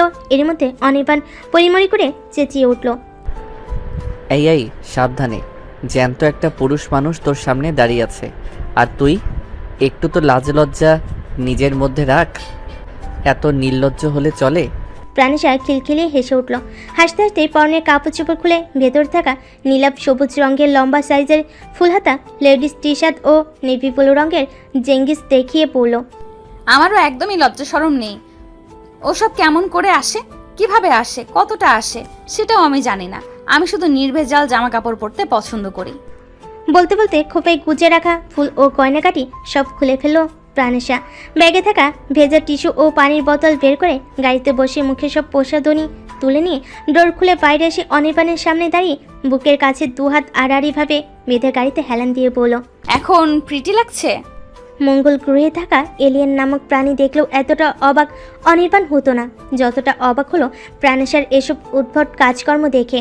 সে বিশ্বাসই করতে পারল না এই মেয়ে শাড়ির নিচে টি শার্ট ও জেঙ্গিস পরে এতক্ষণ গাড়িতে বসেছিল। কিভাবে গরম লাগেনি? চোখ দুটো তার গোল গোল হয়ে রইল। কোনো মতে উচ্চারণ করল, মানে কি এসবের? শাড়ির নিচে এসব কেন? শাড়ি যদি ভালোই লাগে না তাহলে ওটা গায়ে জড়িয়েছিলি কেন? প্রাণেশা সব কয়টা দাঁত বের করে হেসে বলল, ভাবির কথা রাখতে। অনির্বাণ অভিমানী কণ্ঠে বলল, শুধু ভাবির কথায়? আর কারো না? আর কার কথা রাখবো? আর কে আছে যে আমাকে বোঝে, আমার জন্য ভাবে, আমার নিঃসঙ্গ ও কষ্টকর মুহূর্তে আমাকে সময় দেয়, সাপোর্ট দেয়?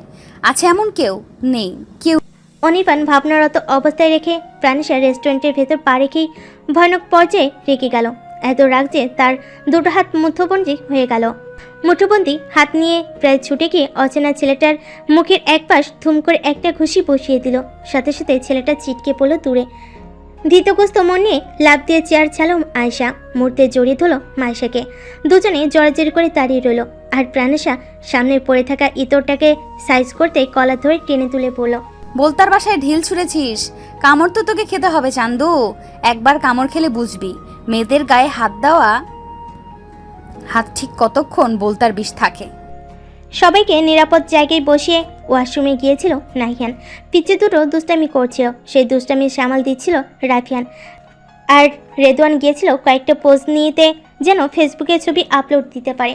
ওয়াশরুম থেকে বেরিয়ে সবার পছন্দের খাবার অর্ডার দিয়ে ভাই বোনেদের সামনে আসতে আসতে কেলেঙ্কারি কাণ্ড ঘটে গেছে এখানে। দৃশ্য দেখে দ্রুত ছুটে এলো নাহিয়ান। বলো, কি করিস প্রণেশা? এটা পাবলিক প্লেস, এখানে কেউ মারামারি করে? ঘটনা কি ঘটেছে সেটা আগে বল। মেয়ে দুটোকে দেখে ইতর শ্রেণীর ভদ্র বেশি অমানুষটা সুযোগ নিচ্ছিল সবে। কেবলই আশার পিছনে স্মুথলি নিজের লালসার হাতটা ছুঁয়েছিল মাত্র, সেটাই নজরে পড়ে গিয়েছিল প্রাণেশার। ফলাফল যা হওয়ার তাই হলো। রেগে গিয়ে স্থান কাল পরিস্থিতি সব ভুলে গিয়ে ছেলেটাকে কয়েকটা দিয়ে ঠান্ডা হলো। হুলুস থুলুস দেখে মানুষ জড়ো হলো মুহূর্তে। অনির্বাণও দৌড়ের উপর ভেতর প্রবেশ করলো। নাহিনের প্রশ্নের উত্তরে প্রাণেশা পড়ল, ও আয়শার গায়ে হাত দিয়েছে, এক্ষুনি পুলিশকে ইনফর্ম কর, ইতরটাকে জেলে ভরে দে। ঘটনার সত্যতা যাচাই করতে চাইলে যারা দৃশ্যটা দেখেছে তারা সাক্ষী দিল, যা সত্যি তাই বলল। অনির্বাণ সব কথা রিসেপশনে জানালে কর্তৃপক্ষ ব্যবস্থা নিল। প্রাণেশার এই ধরনের কাজগুলো তার বাবা মায়ের পছন্দ নয়। অন্য মেয়ে হলে এই দৃশ্য হজম করে সম্মান বাঁচাতে মুখ লুকিয়ে এখান থেকে চলে যেত, কিন্তু প্রাণেশা বলে দৃশ্যটা উল্টো হয়। এই দৃশ্যগুলো দেখলে নিজে যে মেয়ে ও পুরুষের তুলনায় যথেষ্ট দুর্বল এইটুকু ভুলে গিয়ে প্রতিবাদী হয়ে ওঠে। আশ্চর্যজনকভাবে অনির্বাণ আজ আবিষ্কার করলো 10 জনের মধ্যে একজন যদি এরকম না হয়, সময় মতো অন্যের প্রতিবাদ হবে না। এখানে তো কত পুরুষ ছিল, তাদের ভাইরাও ছিল, কেউ দেখেনি দৃশ্যটা, দেখলেও প্রতিবাদ করেনি। অথচ তার বউ সব কিছু দেখে পেল, সঙ্গে সঙ্গে ছুটে এসে প্রতিবাদও করলো। পুরো ভাবনাটা যতখানি আনন্দ দিল তার চেয়ে বেশি স্বস্তি ও শান্তি সুখ দিল। কতক্ষণ মুগ্ধ চোখে চেয়ে থেকে ধীর অথচ স্পষ্ট স্বরে বলল, যে কাজ আমার করার কথা সেটা তুই করলি, তাও আবার এতগুলো মানুষের সামনে। এর জন্য অবশ্যই আমার পক্ষ থেকে তোর একটা স্পেশাল গিফট পাওনা রইল, যাওয়ার আগে দিয়ে যাব, হবে না? একটা সময় গিফট নিয়ে খুব বেশি আগ্রহী ছিল প্রাণেশা। সময়ের সাথে সাথে সেই আগ্রহ মন থেকে উবে গেছে। কেউ খুশি হয়ে দিলে সেটা খুব যত্নে তুলে রেখে দেয়, পছন্দ হোক অথবা না হোক।